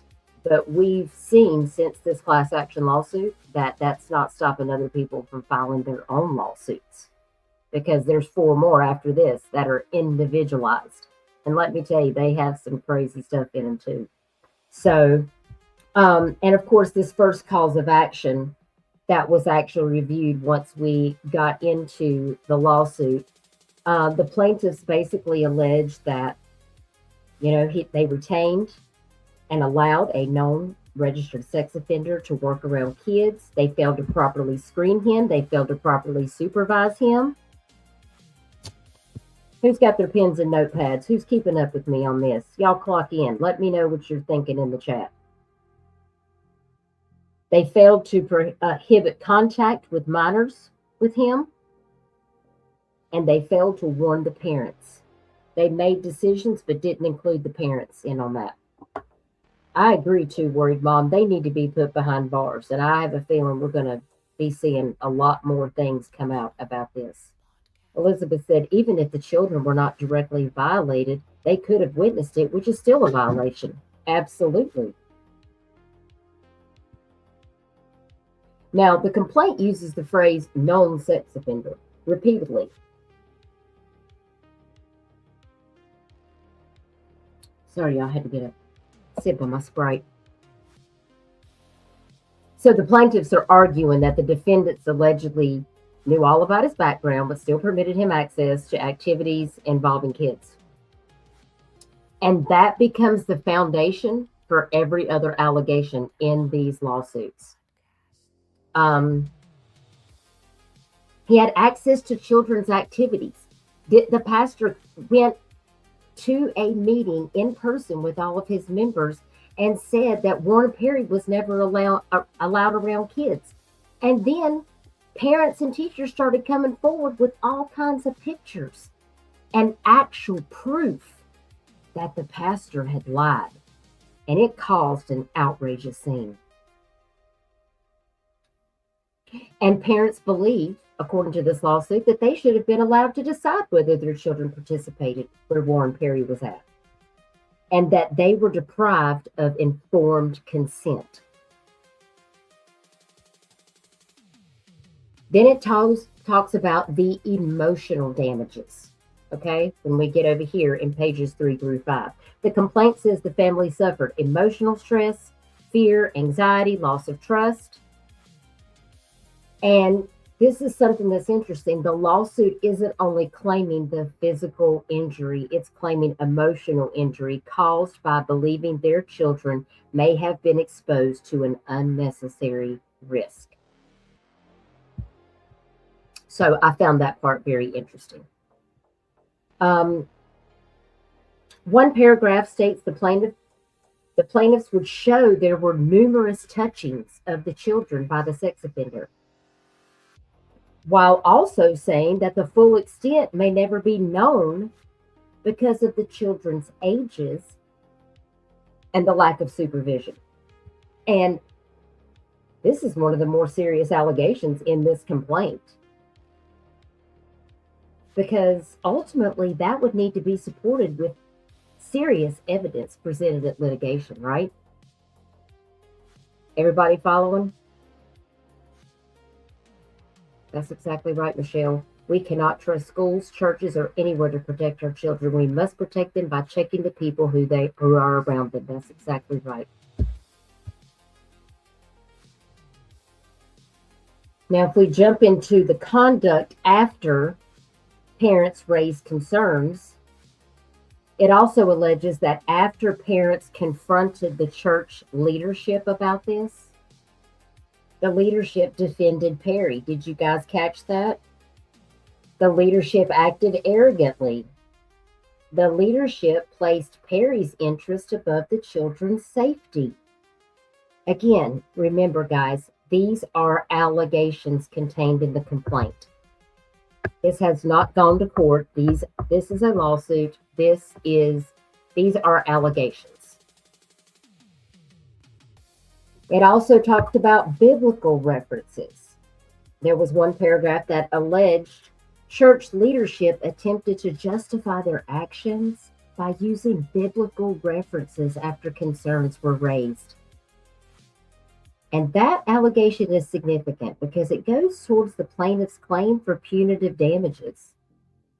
The plaintiffs are essentially saying this wasn't merely poor judgment, okay? They are alleging that leadership, consciously chose to defend its actions, like that they knew what they were doing.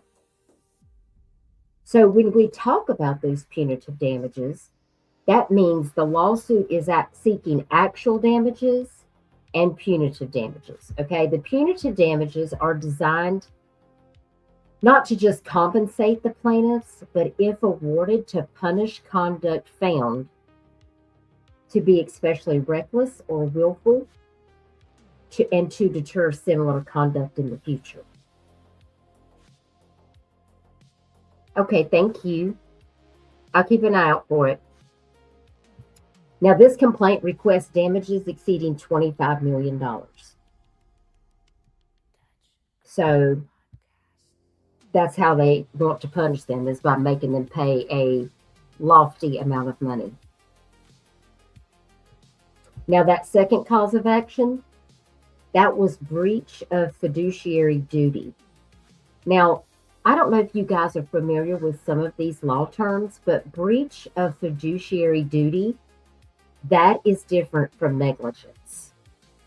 So if you got your pens and your notepads out, I need you guys to write this down. This isn't, drama, true crime, where we fall asleep and not know what we're talking about. We're actually doing real stuff over here, okay? So make sure you get that down, because fiduciary duty is different from negligence, okay?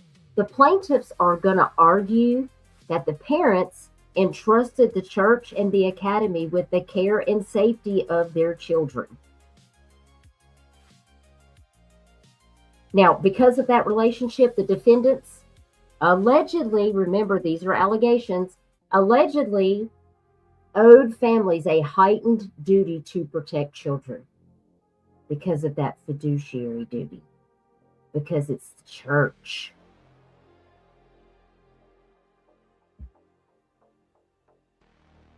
This lawsuit is claiming that this duty was breached, because it gave a sex offender access to kids. But a lot of people don't take these cases very seriously, it doesn't seem like. I mean, every day when I open up my social media, the first thing I see is about a predator. And the sad part is it's some authority figure. It's a cop, it's a lawyer, it's a doctor, it's a teacher. It's somebody in the church. But the Bible does say what's done in the dark will come to light. And I think we're seeing a lot of things come to light right now, for sure. Now, the plaintiffs are going to have to eventually prove something in this lawsuit, because you can't just file a lawsuit and not come with the evidence. Because just because you file a lawsuit, that does not establish liability. As the case moves forward, the plaintiffs are going to have to ultimately present evidence supporting these key allegations that are listed in this first lawsuit. And they are going to have to prove that the defendants knew relevant information about Perry's background. They're going to have to prove that they breached duties owed to the families. They're going to have to prove that the parents were not adequately informed. Can you guys think of any others? They're going to have to prove that the family suffered legally recognizable damages. They're also going to have to prove that the defendant's conduct warrants a $25 million compensation to them, and appropriate, punitive damages. That's what would exceed that $25 million, They're going to have to prove that the conduct warrants that type of compensation. And that can only come with how much evidence you've got. So, yeah, I agree too, Worried Mom. Elizabeth L. says, the schools and human services are scrutinized, the churches are not. Sadly, it's true. Thank you for dropping these links in chat too, Worried Mom. I really appreciate you, Michelle, all the mods. Thank you so very much. Now, the reason this lawsuit right here, this initial class action matters, is because beyond the individual allegations, this lawsuit raises a lot of bigger questions that the communities may ask when the organizations serve children. Like, how should churches and schools screen volunteers? What information should be disclosed to parents? What safeguards should exist? Hold on a second, I'm going to take this down. What safeguards should exist when someone has criminal history involving offenses against minors? And what responsibility do leaders have when concerns are raised?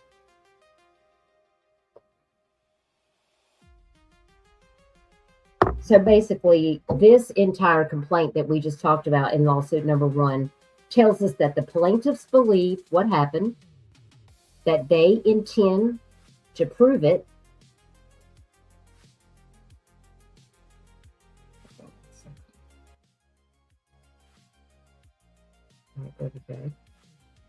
It tells me that the plaintiffs believe what happened. They intend to prove it in court. It is not a finding of fact at this point, and the defendants have the right to respond. That is what we know. And as the case, of course, unfolds, the evidence presented, not the allegations alone, that will determine how the court ultimately resolves these claims. And so that's what we have to wait on. And then, of course, now we have Johnny Two Time. Thank you for coming in, chat. I appreciate you coming. And thank you. I'm so sorry that happened to you. My heart goes out to you. And there's lots of resources here in this chat.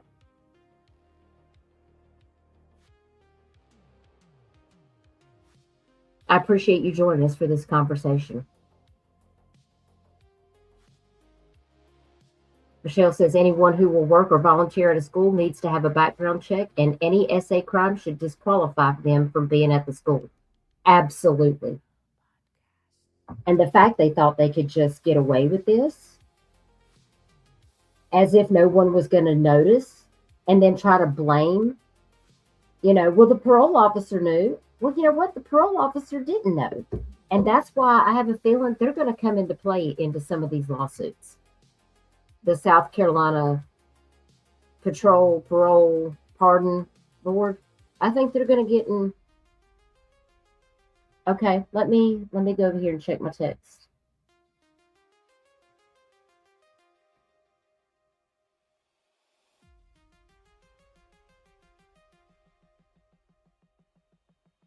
Oh, wow, that is very interesting. Thank you for sending that to me.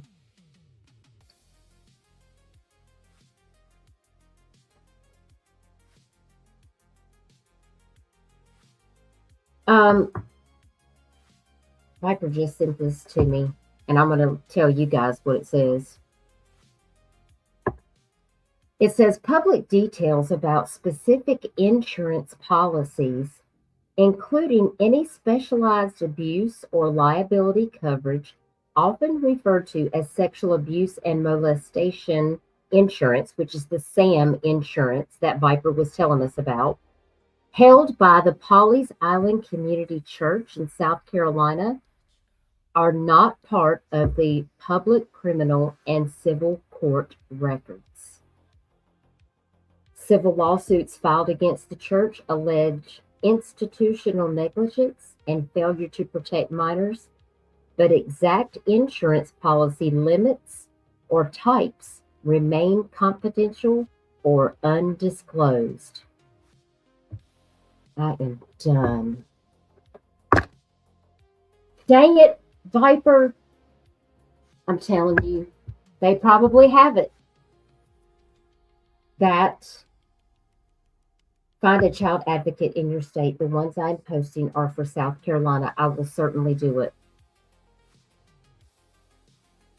And I appreciate you sharing those links so very much. All of the mods, thank you so very much.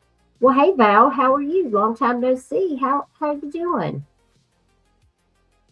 We're in the middle of talking about these lawsuits down here in Pawleys Island at this church. Hope you've been well. So let's jump into this second lawsuit. And we're going to read through it real quick. It is and I'll share these on my community post after I get off here. Let's see if I can get some of these to pull up.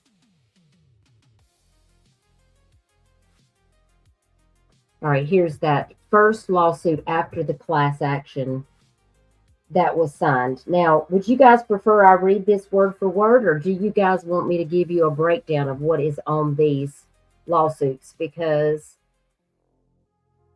we can definitely read them word for word and go over them, or I can give you the short punch of all of these lawsuits. Now, this one is a little bit longer, I would say 2, 4, 6, 8, 10, 12, 13. This one's going to be 15 pages.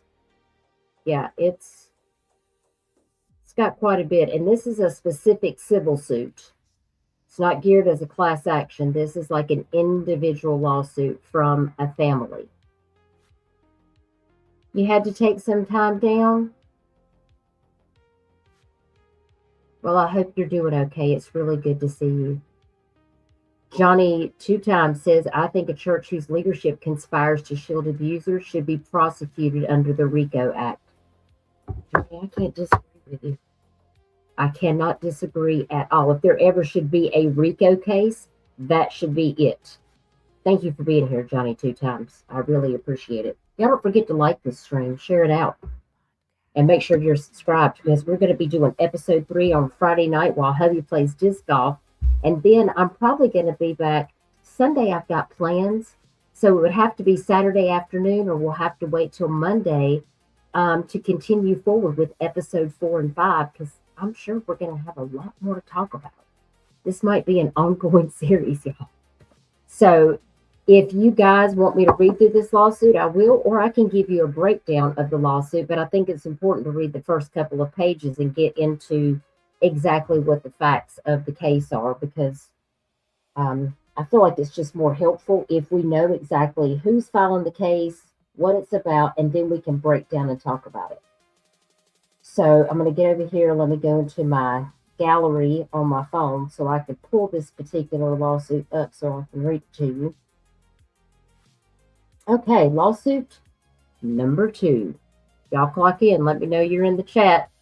Give me some emojis. Do what I want, Elizabeth. Read facts, then summarize. I think that's going to be the best. All right, so we're starting over here on page 1. And this is State of South Carolina, County of Georgetown, in the Court of Common Pleas, 15th Judicial Circuit. This is a Jane Doe as mother and natural guardian of John Doe, a minor, as the plaintiff, versus Pawleys Island Community Church, doing business as Pawleys Island Christian Academy, Donald Williams, Ginny Williams, and Jennifer Niki Howard as defendants. This is a summons jury trial demanded.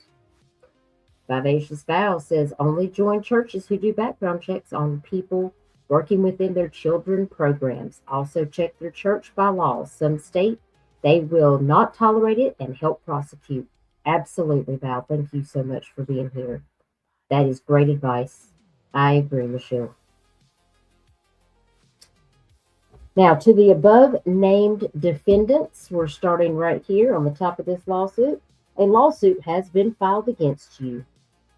You are hereby summoned and required to answer the complaint in this action, of which a copy is hereby served upon you, and to serve a copy of your answer to the complaint to said plaintiff's attorney at the address listed below within 30 days after the service hereof, exclusive of the day of such service.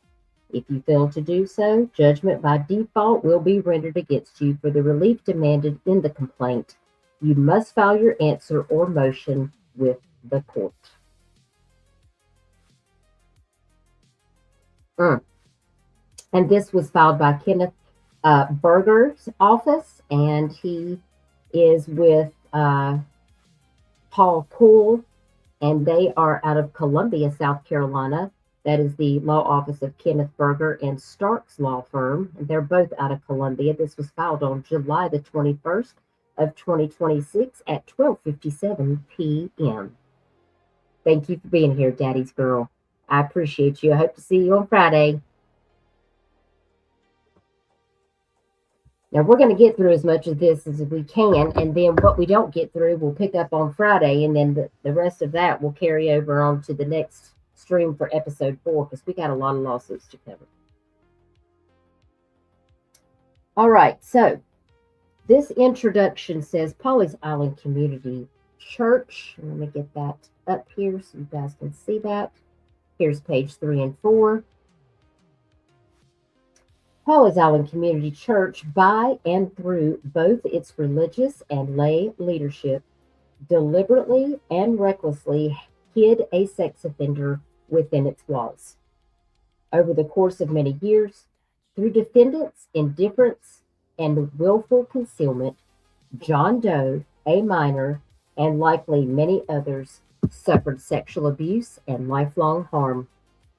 This action attempts to right those wrongs, provide justice for a young child, and hold those defendants accountable.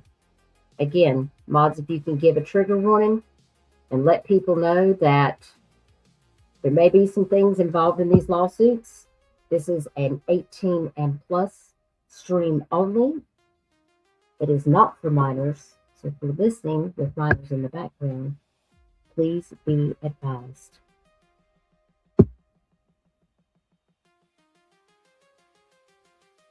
Therefore, Plaintiff Jane Doe, as mother and natural guardian of John Doe, a minor, herein styled plaintiff, brings this complaint against defendant Pawleys Island Community Church, doing business as Pawleys Island Christian Academy, hereinafter styled defendant PICC, defendant Donald Williams, hereinafter styled defendant Pastor Williams, defendant Ginny Williams, hereinafter styled defendant Miss Williams, and defendant Jennifer N. Howard, hereinafter styled Howard, and hereinafter collectively referred to as defendants based on the allegations set forth below.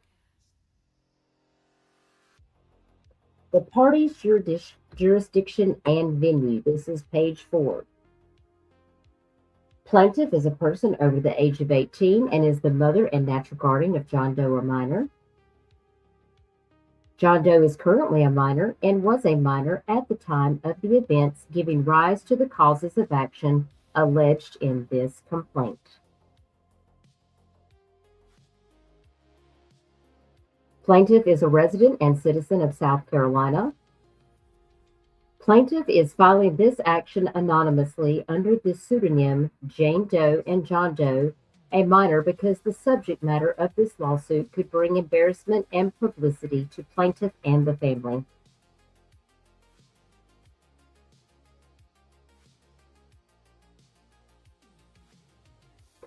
Val, I am so very sorry to hear that your father passed away. I'm sending you my thoughts and prayers. I'm so very sorry. I know it's difficult. I lost my father in September of last year. My heart goes out to you, Val. Please know that we're thinking of you. If you need anything, just send me an email, let me know.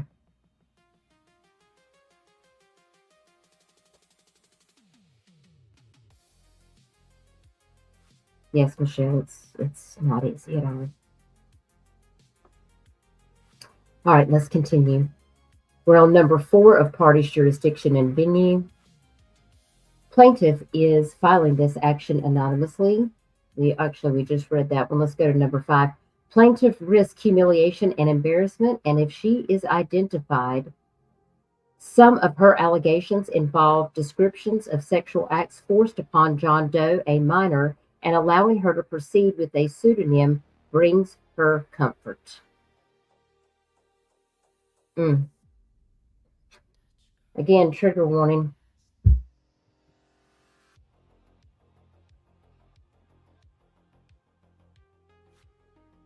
If the ability to proceed with a pseudonym is not allowed, plaintiff will experience further harm because of her exercising her legal rights.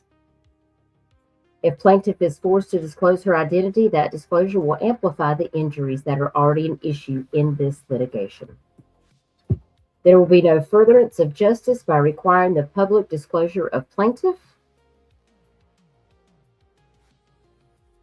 The public interest of the disclosure of plaintiff's identity is minimal and will not be outweighed by the substantial harm of revealing her identity. Once the defendants are served and retain counsel, plaintiff and John Doe's identity will be revealed to the defendants in a confidential manner, if not already known.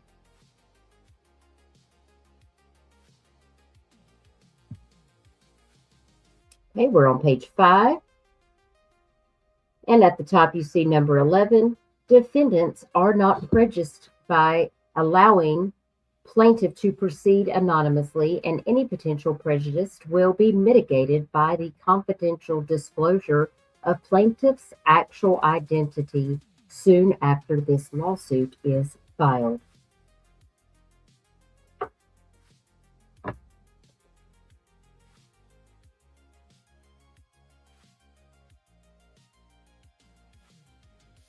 Defendants. Upon information and belief, defendant PICC is both a church and school academy organized and existing under the laws of South Carolina and located and doing business in Georgetown County, South Carolina.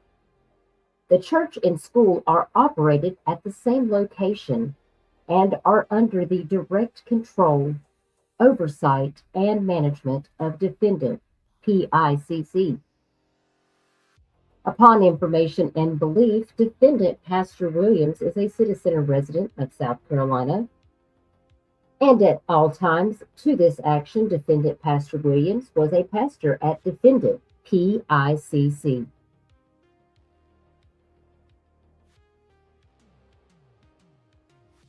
Upon information and belief, defendant Miss Williams is a citizen and resident of South Carolina.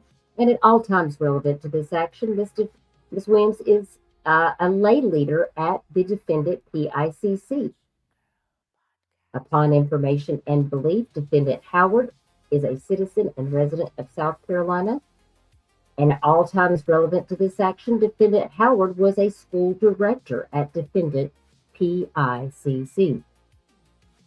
Each negligent, grossly negligent, or reckless act and or omission of any named defendant or identified actions of employees and or agents of any defendant identified in this action were performed individually and or as an agent, servant, or employee of defendant PICC and within the scope of their agency and or employment with the defendant PICC.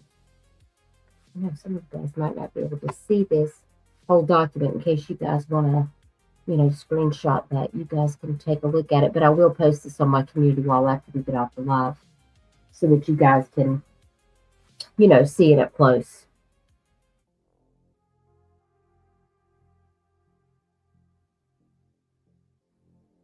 All right, we're moving on to page 6.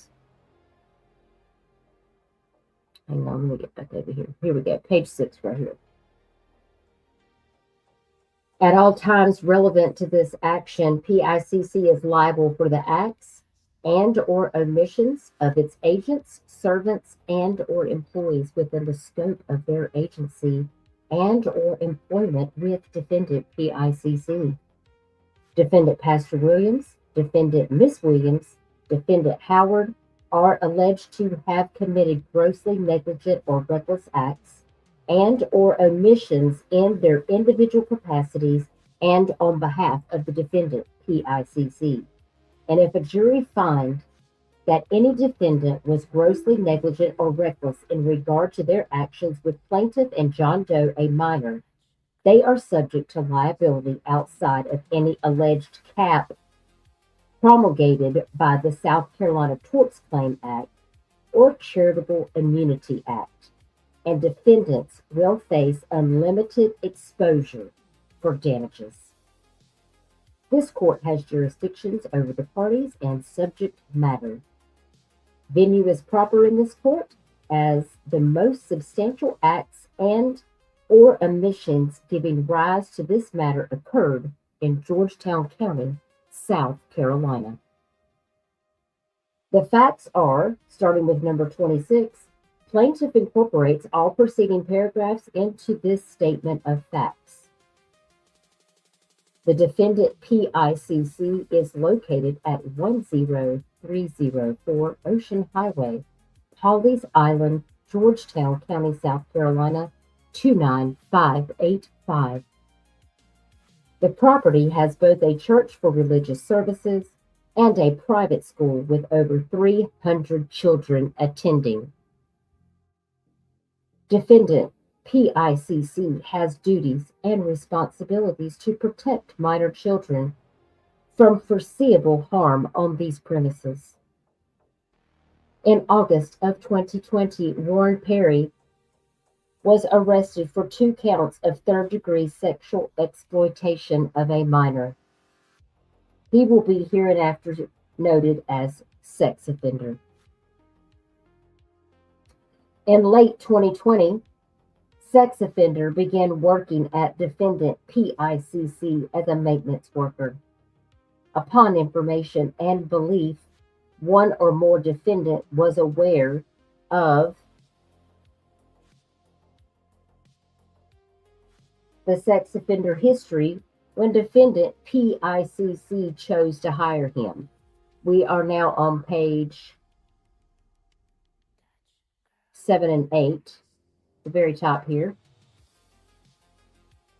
From 2020 through July of 2026, I'm just going to call him Perry at this point, worked as a custodian maintenance worker at the school.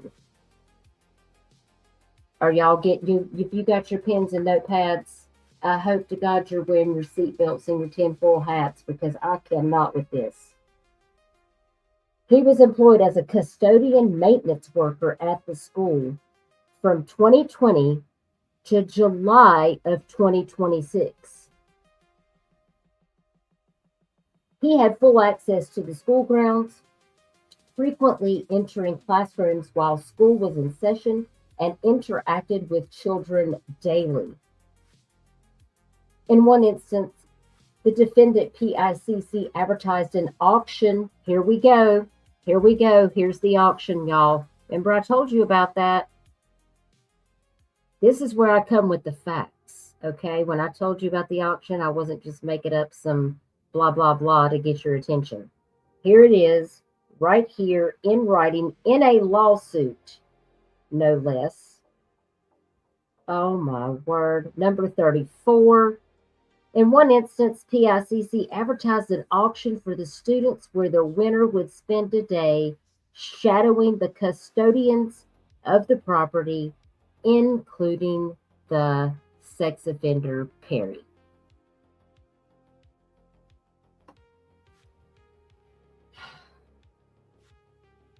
I gotta take a break after that for a second. Let me just hold on. I gotta turn on the heat on my chair because my back is hurting me. This has caused me to get so tensed up. I gotta turn the heat on my chair. Okay. Oh my gosh. What in the heck? I gotta get some water.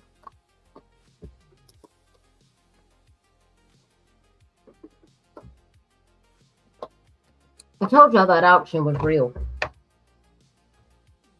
Hold on, I almost flicked off myself. We almost went to the moon because my water hit my mouse.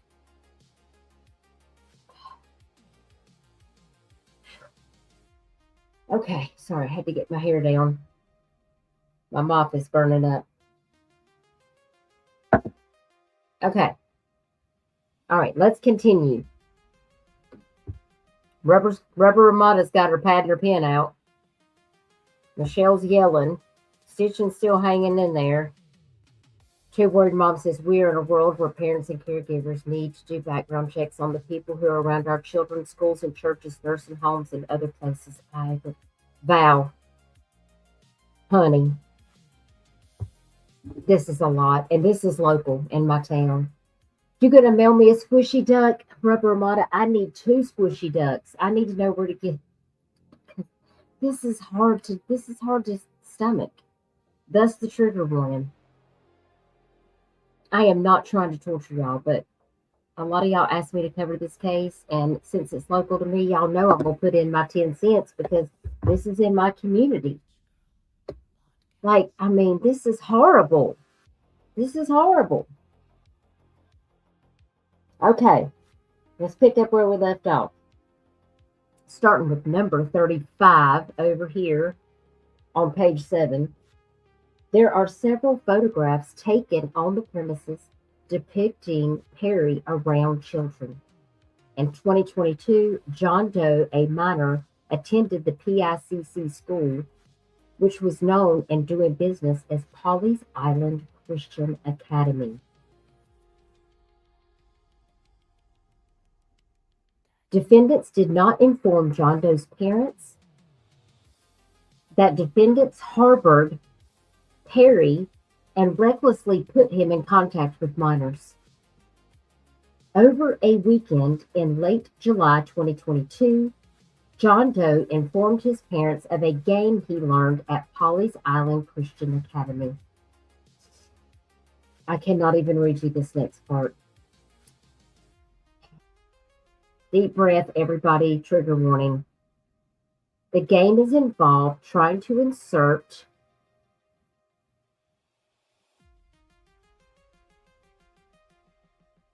a keyword into someone else's rectum.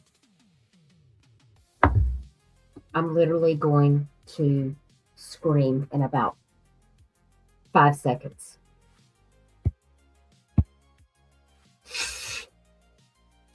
Oh my God. You are effing kidding me right now. I'm so glad you can't see my face because I am literally, I have tears coming down my face because this infuriates the shit out of me.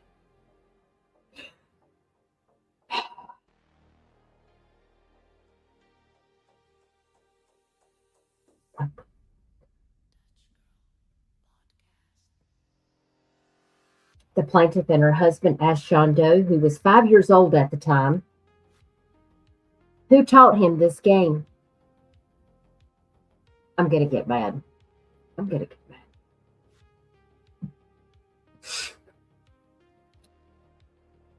John Doe told his parents it was a man at the school with white hair. Upon information and belief, that man was the sex offender Perry. Upon information and belief, Perry attempted or did do that very thing to John Doe while at Pawleys Island Christian Academy.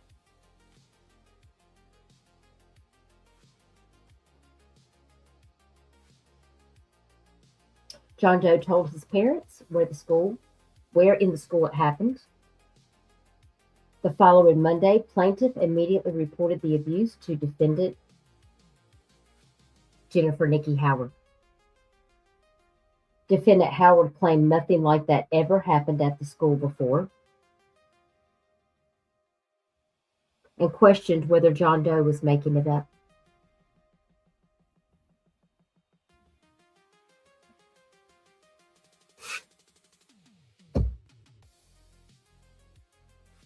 Plaintiff removed John Doe from Pawleys Island Christian Academy and reported the abuse to law enforcement. John Doe began receiving counseling and will forever carry this disgusting abuse with him. In November of 2023, Perry was convicted of 1 count of third-degree sexual exploitation of a minor stemming from his 2020 crime, placed on probation, and required to register with the sex offender registry. So this first lawsuit right here is the very child that he harmed. And it happened at the school? Are you kidding me? It happened at the school, his 2020 crime? What?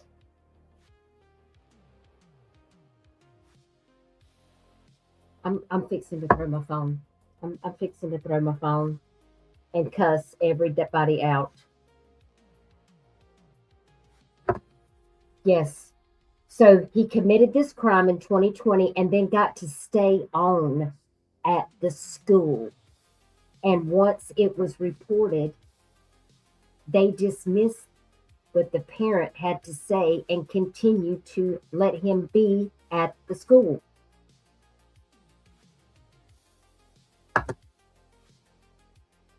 Nancy says something should have been done right away, but they don't do anything about it and cover it and don't believe the child. Just literally makes me so angry. Michelle said, how would we know? They fired the teacher who spoke up about him working there. They sure did. She lost her job. Val, I know it's a lot.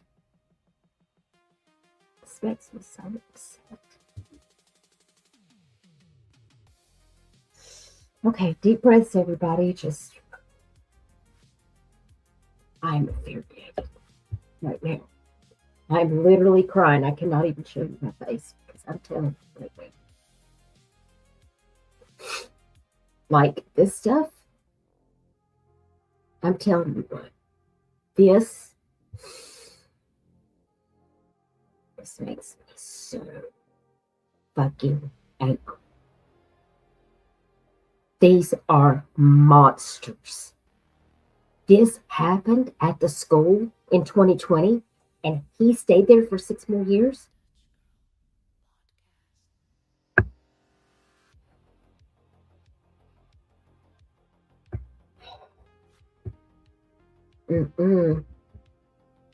Oh, this is not going to end well for any of these people involved.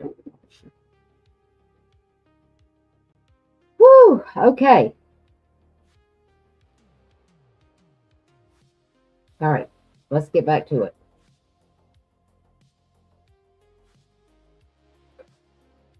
Upon information and belief, one or more defendant was aware of this conviction and subsequent probation. Thereafter, defendant Pastor Williams provided a character witness statement to the South Carolina Department of Probation, Parole, and Pardon Services. Oh, it's definitely one of those. Rubber Ramada, the flags are flying every which way. No, not yet, Stitcher. Not that I've heard. I think they have 30 days to respond before it actually, I don't know, Val. They allowed him, the pastor allowed him to continue to work at the church.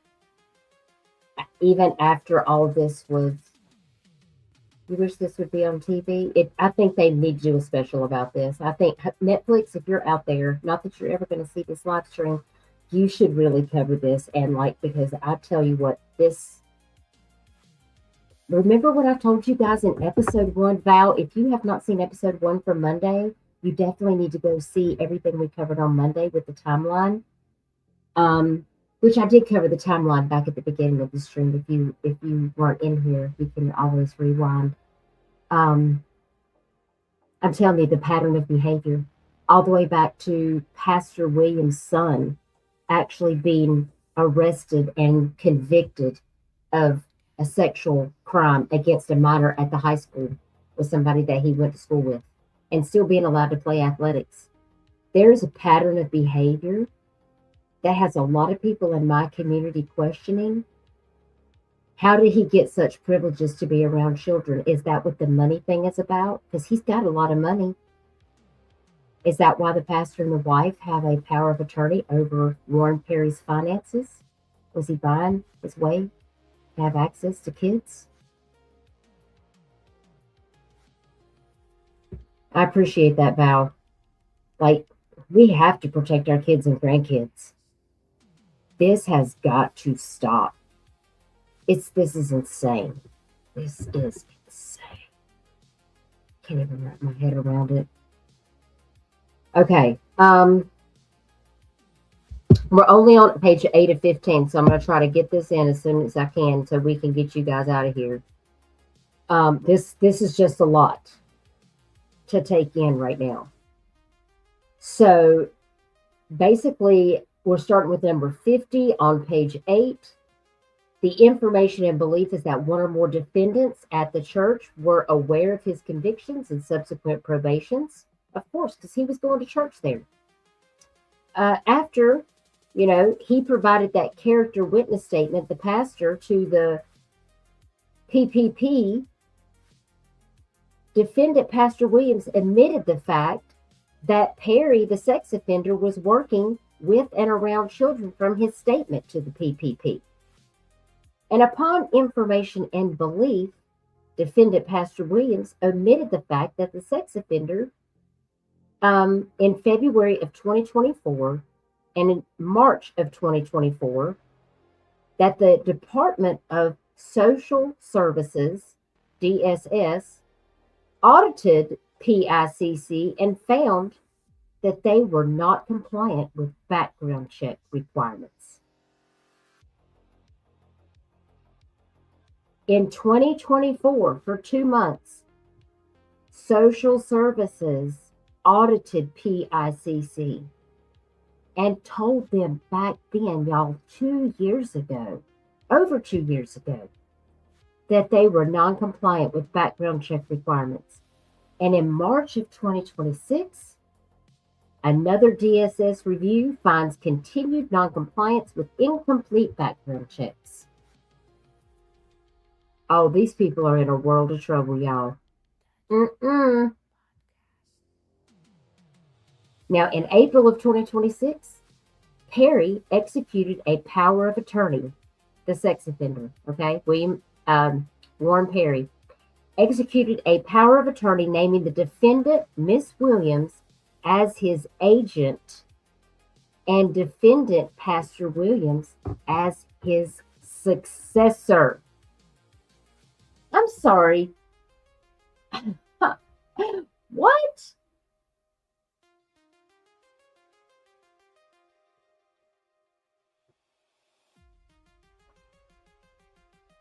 As his agent and successor, he has given these two people power of attorney over his finances. This does not, listen, y'all thought I was just saying that? It's in this lawsuit right here on page 8. That is number, let me see here. That is number 55 on page 8. You guys want to know. In April of 2026, he executed a power of attorney and named Ginny Williams, the wife of the pastor, as the agent and defendant Pastor Williams as his successor. Nancy says the only way for this to stop is to make the law stronger and prison time for all of them. Doesn't matter what job you have. I agree. Michelle says all the cases say ADR, Alternative Dispute Resolution, clerk workflow, starting in 2/27. What does that mean? I don't know. We're going to have to look that up. I'm going to have to check into that to see what that means. That's a good question. Moving on to the end of page 8, it says, on or about July the 10th of 2026, former and current teachers at defendant PICC discover Perry's criminal status, and they bring it to defendant Pastor Williams and defendant Howard. Defendant Pastor Williams and defendant Howard inform the teachers that they are already aware of the information and are otherwise dismissive of their concerns. Yeah. Oh, yeah. I agree. Now we're moving on to page 9 through 10 in this lawsuit. Starting with the number 57, upon knowledge and belief prior to this, another teacher brought forth concerns regarding Perry, where she was effectively silenced and forced out of her position as a teacher with Pawleys Island Christian Academy. Yeah, here's the key part right here. Remember, I told you guys that happened. On or about July 13th, deputies with the Georgetown County Sheriff's Department receive an anonymous call from a parent reporting that Perry was working as a custodian at the school. And on or about July 13th, a teacher at the PICC reports that Perry was working and reported him to the authorities, who then notified Perry's parole officers. On or about July 14th, 2026, Perry is arrested for violation of his probation, where it is cited that a sex offender was untruthful to his agent in reporting his interaction with the students at his custodian job and for failure to refrain from contact with minors. On July 15th of 2026, in a meeting with the congregation and parents, one or more defendant confirms they were aware of the sex offender's criminal history and maintains they implemented strict oversight measures regarding Perry. On July 15th, DSS conducted a site inspection citing 4 deficiencies, including staff requirements and direct supervision. Fast forward to July 17th on 2026, the individual defendants resigned from their positions at defendant PICC. Defendants had actual and apparent knowledge of prior sexual misconduct involving Perry, and defendants deliberately suppressed abuse allegations and performed an institutional cover-up, including but not limited to A, choosing not to inform students or their parents of Perry's prior sexual misconduct, arrest, or conviction, and B, dismissing Jane Doe's report of sexual abuse against her little boy, John Doe. C, forcing a Pawleys Island Christian Academy teacher out of her position after she brought up concerns surrounding sex offenders' criminal past and sexual offender status. And D, choosing not to inform PPP or other law enforcement of sex offender daily interaction with children. Despite having knowledge of prior allegations and incidents of sexual misconduct, defendants failed to act, failed to implement reasonable protective measures, and failed to warn parents and children about the dangers present within the school. Not only, but they actively, at an institutional level, tried to protect a sex offender and cover up his history of sexual abuse. John Doe sustained lifelong harm as a result of these acts and or omissions, particularly in the form of sexual abuse.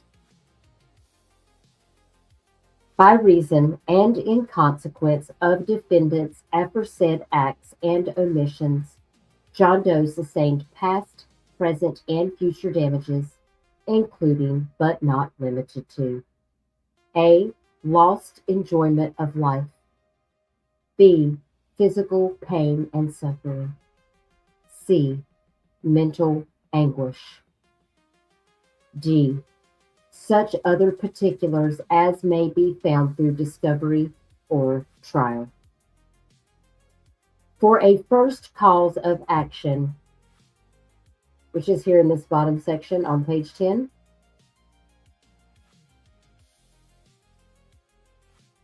negligent hiring, supervision, monitoring, and retention against all defendants for a first cause of action.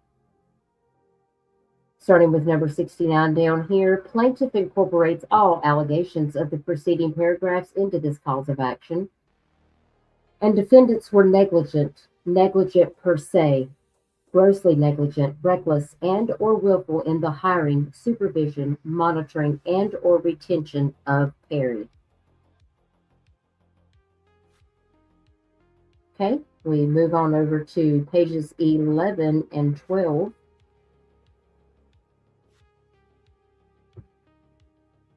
Defendants put Perry in close unsupervised contact with children even though they knew or should have known that Perry, a sex offender, was dangerous, reckless, and forbidden to work near or with minors. Defendants' insane choices created an appreciable risk of harm in minors in their care custody, and control, including John Doe. Yes, it is, Citron. Defendants owed the public, including John Doe, a duty to properly screen its employees or agents prior to hiring to ensure those employees or agents did not pose a danger to minors in their care, custody, and control. Upon information and belief, defendants chose not to take reasonable and prudent measures in hiring, screening, and retaining Perry as a maintenance worker, as he was not safe to work with or near children in the state of South Carolina. The negligence, gross negligence, recklessness, willfulness, and or negligence per se of defendants likewise includes, but is not limited to, hiring, retaining, and permitting a sex offender to work with or near children at the child care facility without first conducting a proper background check in violation of South Carolina Code annotated 63-13-40, 1010, and 23-3-538. Hiring or retaining anyone, including sex offender Perry, determined to have committed child abuse or neglect in violation of SCDSS regulation 114-503 in parentheses K in parentheses the number 1 in parentheses lowercase c and 114-503. Hey, Mo and Co. It's good to see you, love. C, choosing not to report sex offender status as a sexual offender in violation of South Carolina Code annotated 63-7-310. And D, choosing not to take proper and adequate measures to prevent Perry, a sex offender, from endangering children, including John Doe. All right, we're on our last 3 pages, and we're going to wrap it up, and then I'll see you guys back on Friday. Welcome to everybody that's joining. If you're catching this on the replay, don't forget to like, share, and subscribe.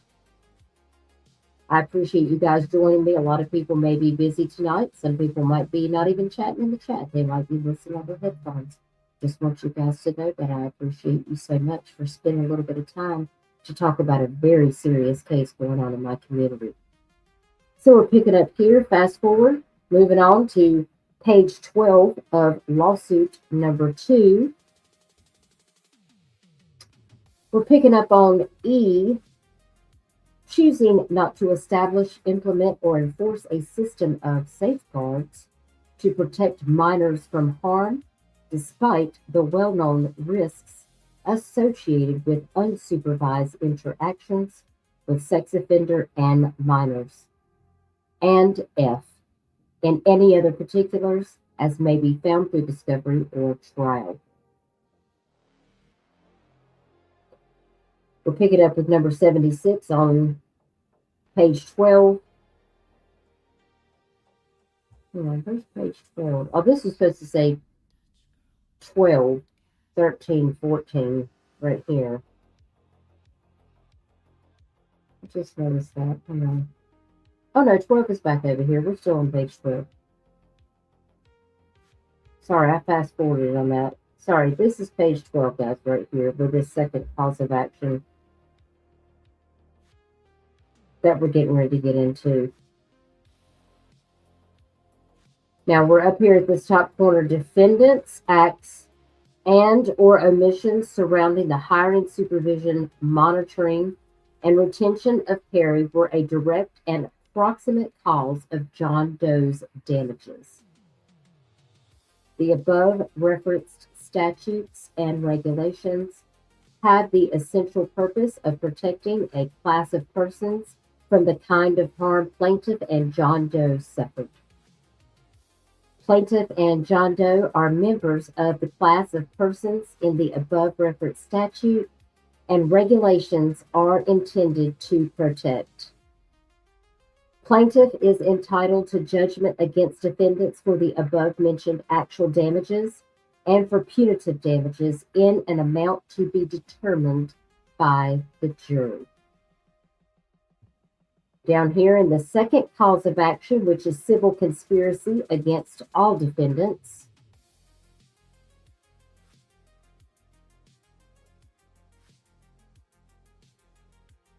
Plaintiff incorporates all allegations of the preceding paragraphs into this cause of action.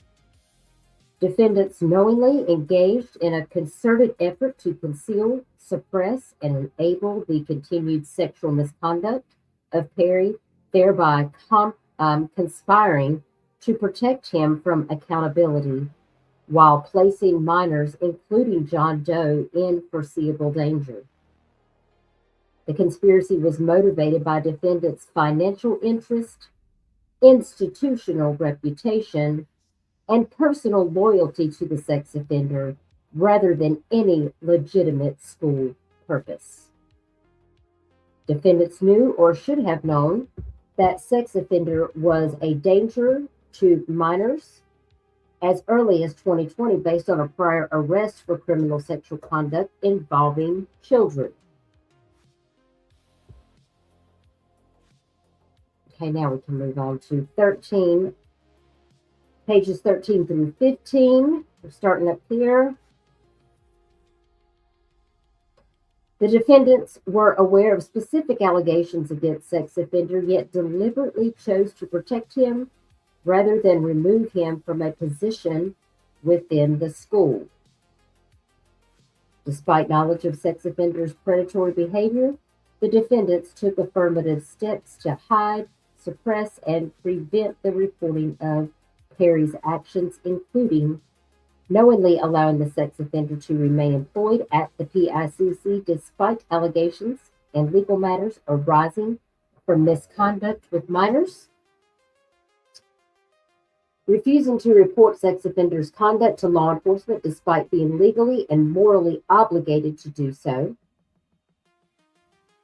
suppressing reports made by victims, families, and/or academy teachers, discouraging or intimidating victims and witnesses from coming forward with allegations of abuse, choosing not to remove Perry from work at PICC, providing Perry continued access to minors despite past allegations and known risks, misinterpreting the safety of Pawleys Island Christian Academy to parents while knowingly harboring a predator, allowing Perry to engage in unsupervised interactions with minors, choosing not to implement or enforce policies that would have restricted Perry's access to vulnerable minors, special need kids, despite their affirmative duty to do so,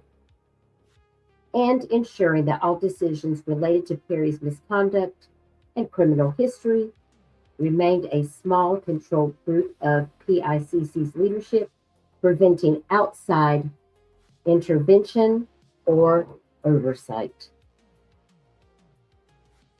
The defendants actively conspired to hide Perry's pattern of and history of inappropriate conduct with minors, knowing that exposure would result in significant fallout for defendants, including legal liability, financial consequences, and reputational damage. The access to minor children by Perry facilitated the conspiratorial actions of all defendants, directly resulting in the harm suffered by plaintiff and John Doe. The predicate acts necessary to constitute civil conspiracy include, but are not limited to, the defendant's collective and deliberate efforts to prevent others from discovery of Perry's inappropriate action with minors, the defendant's failure to report Perry's sexual misconduct and inappropriate conduct to law enforcement despite a clear duty to do so, the defendant's failure to disclose Perry's actions to external oversight bodies, thereby ensuing that complaints remained within a controlled internal circle. Defendants' coordination to protect Perry from scrutiny, including by silencing victims, teachers, and families, shielding him from investigations, and continuing to allow him access to minor children despite the known risks. Defendant's failures to take corrective action after learning of Perry's conduct, thereby allowing other minors likely to be abused without intervention, and defendant's refusal to take disciplinary measures against Perry or remove him from being able to interact with the children despite an overwhelming amount of evidence of his predatory behavior. As a direct and proximate result of the civil conspiracy between defendants, John Doe suffered harm, and plaintiff is entitled to judgment against defendants for actual and punitive damages. Wherefore, plaintiff prays for judgment against defendants for actual damages jointly and severally, punitive damages individually, all in an amount to be determined by a jury, and such further relief this court does deem just and proper. Filed in Columbia on July 21st, 2026. What do you guys think about that?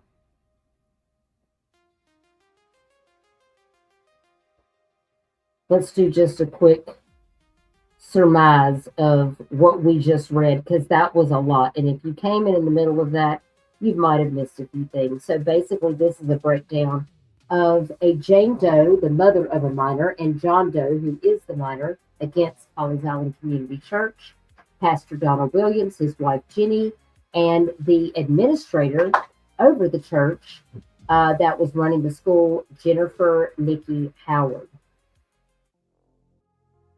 And those are the people that are being sued. Warren Perry's actually not named as a defendant in this particular civil lawsuit. Instead, this lawsuit is focusing on what church leadership allegedly knew and what they allegedly failed to do. And it basically walks all the way through from the time alleged in the complaint in 2020 when Perry was arrested for that charge against the exploitation of a minor. Then it moves forward to 2023 when he was found guilty. And then, of course, it does talk about how Perry was employed with the church from 2020 to 2026, worked around children daily, entered the classrooms, unrestricted access to school grounds, interacted with students, participated in school activities. And we did even see in the lawsuit about that auction I told you guys about, where the students could, get a day to spend with the custodians, including the sex offender. It's unbelievable. And of course, this lawsuit talks about how John Doe was taught an explicit sexual game that he learned at school. And when he was questioned about it, he said the man at the school with the white hair taught him this game. And that lawsuit alleges that that man was Warren Perry. And again, these are allegations contained in the complaint and have not yet been proven in court, but I'm sure that we will be covering this case whenever it does go to court.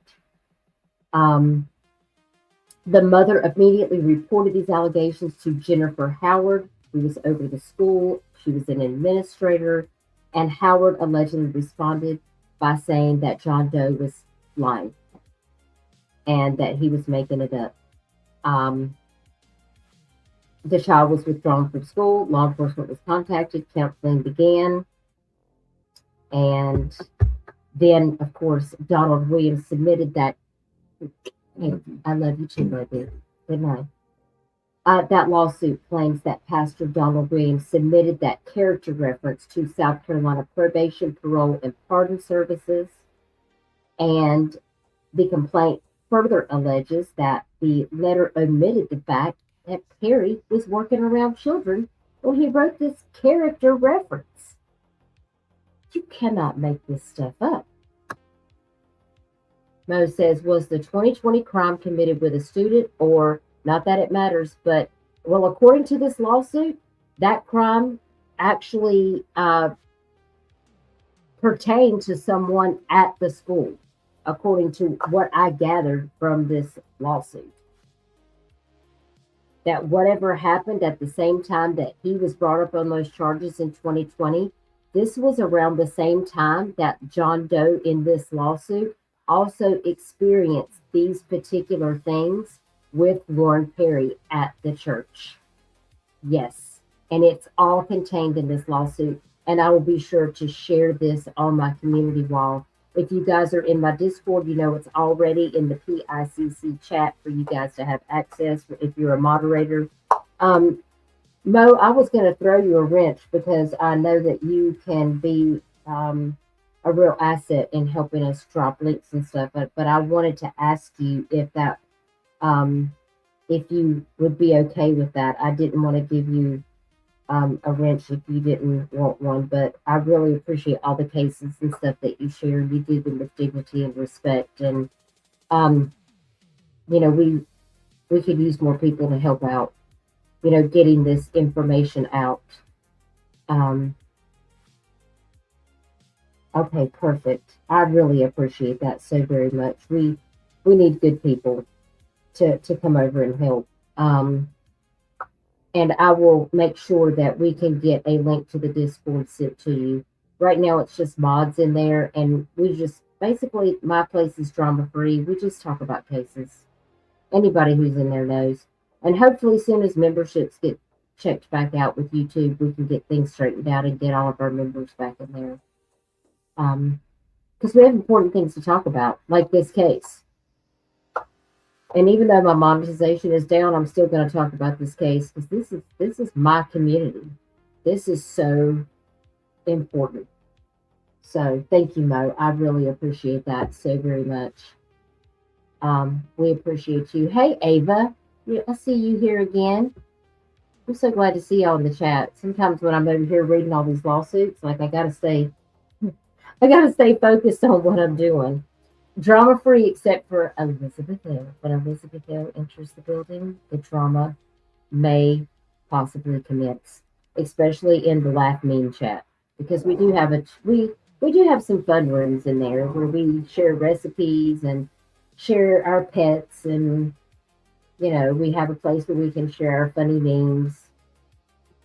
We're like a little family, you know. We like to check in on each other. Like, it's a real chill place. That's my little place that I retreat, because I'm just not a big fan of the drama. I got enough real life stuff going on. I don't have time for all the back and forth and the hither and thither. Like, I'm busy, so I just be staying in my lane over here in my safe place, you know, which is, we call it the moon, because that's what it is basically. It's like the moon. We go there to escape. Now, if you remember in this lawsuit, a little quick recap, the DSS finding was that Department of Social Services came out to the church and did 2 inspections. Did you guys catch that? February, March of 2024, DSS allegedly found the school non-compliant with those background check requirements. These are little notes that I made myself once I read these lawsuits. Things that stand out to me, because then again, 2 years later in March of 2026, DSS came back out and did another review, and allegedly they found more deficiencies and found out they still were doing background checks. The question is how do you get to go 2 years and still be open without being held accountable for 2 years? Yes, truthfully, I would go to the moon because I hit the wrong buttons, and we have done that before, Elizabeth. It's happened. And thank you, Nightbot, for sharing my Cash App. I don't have monetization right now, but these FOIAs and things like this do cost money. It takes a lot of time and effort to put together the graphics and compile all of these documents. So if you want to help support me and Michelle for the money that we have to spend on collecting all of our research and everything, it really helps. It just goes to help me pay for StreamYard and things like that. It's never required, but it is definitely appreciated the support. So thanks, mods, for dropping that. Exactly, Val. Don't you think that's weird that social services comes out, does a review, and then they don't do anything about it? Don't you find that strange? I just can't even understand it. Like, what? South Carolina, we got to do better. We have got to do better. Now, the other thing that I told you guys that I thought was really interesting was about the power of attorney. You know, remember me telling you in the first stream, before we ever read these lawsuits, about that power of attorney, where right before all of this went down, Warren Perry went to an attorney and he executed that power of attorney, naming Ginny Williams and Donald Williams as successors of his finances. This is an allegation that I've spoke to other people in the community about their feelings. And this has raised a lot of questions about the nature of their relationship. Like, although the lawsuit itself doesn't explain why that document was executed, it has a lot of locals asking questions like, did Warren Perry pay to have access to kids? I don't have the answer to that, but hopefully when this goes to court, we're going to find out the answer to it. Because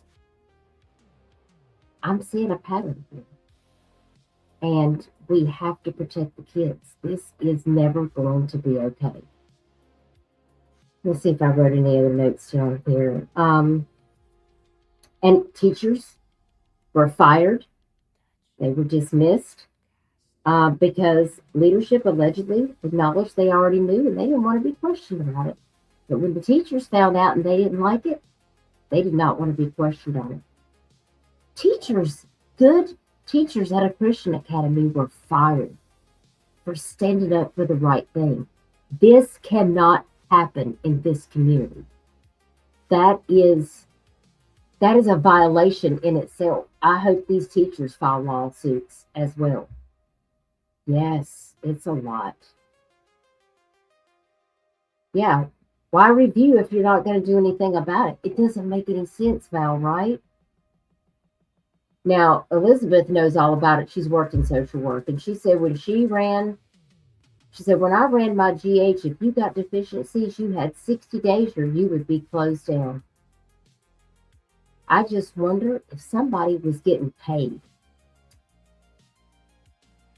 I got questions. Don't you got questions? I got to make it make sense.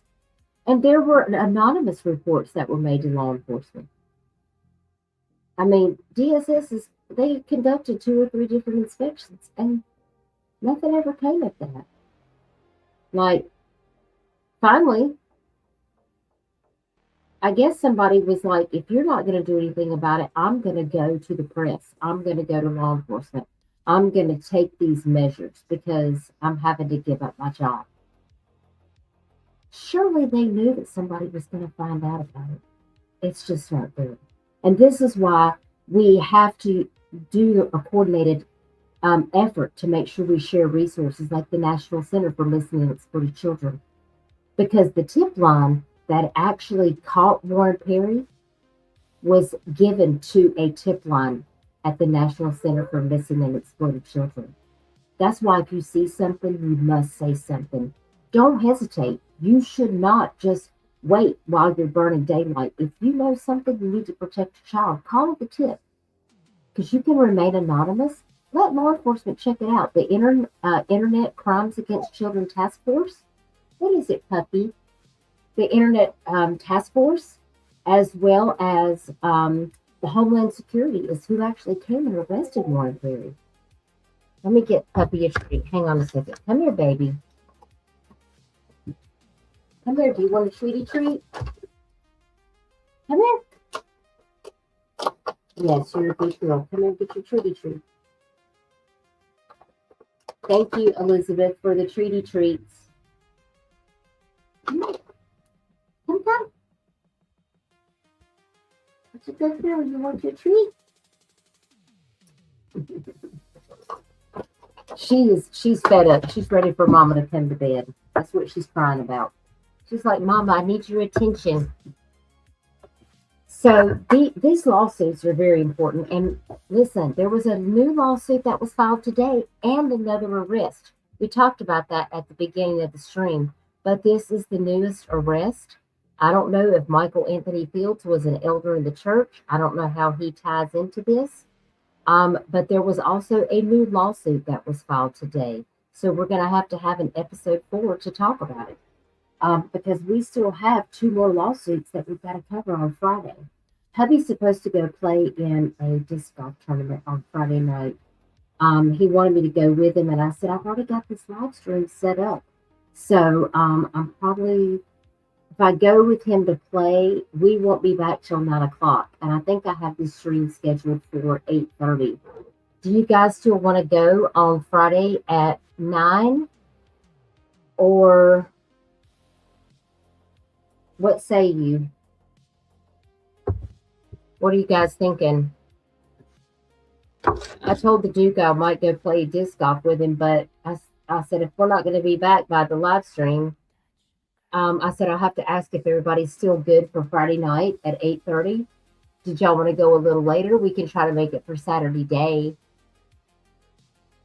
I'm good. However, I'm almost done, puppy. I'll let you outside. Because I'm good with whatever. Now, Sunday, we do have plans, so I'm not going to be able to do an episode 4 this weekend. We might could do something on Saturday. I'll have to see if he has a disc golf tournament Saturday night. But I know Sunday we have plans. So we could probably revisit episode 4 maybe on Monday. Is 8:30, is that good for you guys? Later is good for you, Heidi? Okay. I'll try to do 8:30, 9 o'clock. If that works for you. That gives me time to cook dinner. Like, because I have wifely duties that I have to take care of. You know, I got to spend time with hubby. He's already gone to bed. He's done with me. He's got to get up. So he's got to go to work. So perfect. I just appreciate you guys joining me to listen to Viper. I was really glad. That was unexpected that he would join us for this live stream to come up and talk to us about what he experienced as a victim at a school under these circumstances with a perpetrator. That was the church and an orphanage. I really want to read his book, and he has a lot of perspectives and insight, and to hear his story really just hits home how important what has happened to these kids. These kids are still actively living it in their childhood, and kids might be resilient, but when you get older, like, you still carry a lot of that pain and hurt, and they need to be able to get help. They need to feel seen and heard and understand that it's not their fault. They are not to blame. And the people that didn't know at the church, they had no idea. But there is a lot of people that is to blame. So as soon as I find out more about this arrest, he is supposed to see the magistrate at 9 o'clock in the morning. So I'm hoping that Tracy, our little friend that played the video of Pastor Williams and his wife getting released on bond, I hope she's going to give us another little video on TikTok. I'll make sure to play it for you guys on Friday night. So, but yes, it was a blessing, Sitchin, absolutely. But I appreciate you guys joining me for this very important stream. Remember, if you see something, say something, because we have to stand together. It takes a village to protect the kids, and we stand with victims and survivors. These are very serious subjects, and I just appreciate you guys choosing to spend. We've been here for 3 hours talking about this, and it really means a lot, because it's important that we share these stories out, because their voices need to be heard, and we have to demand justice in cases like this. This not only affects people that I know, but affects my whole community, and it's not a good look, and we have got to push these people out of places of authority and stop putting predators in places where they can continue to harm children. So I hope you guys have an amazing night, and you enjoy the rest of your week, and I'll see you guys back on Friday. We'll try to go about 8:30, 9 o'clock. Maybe that'll give me some time. If I think we can get home by 9 o'clock, maybe we'll try to go about 9 on Friday and knock out these next 2 lawsuits.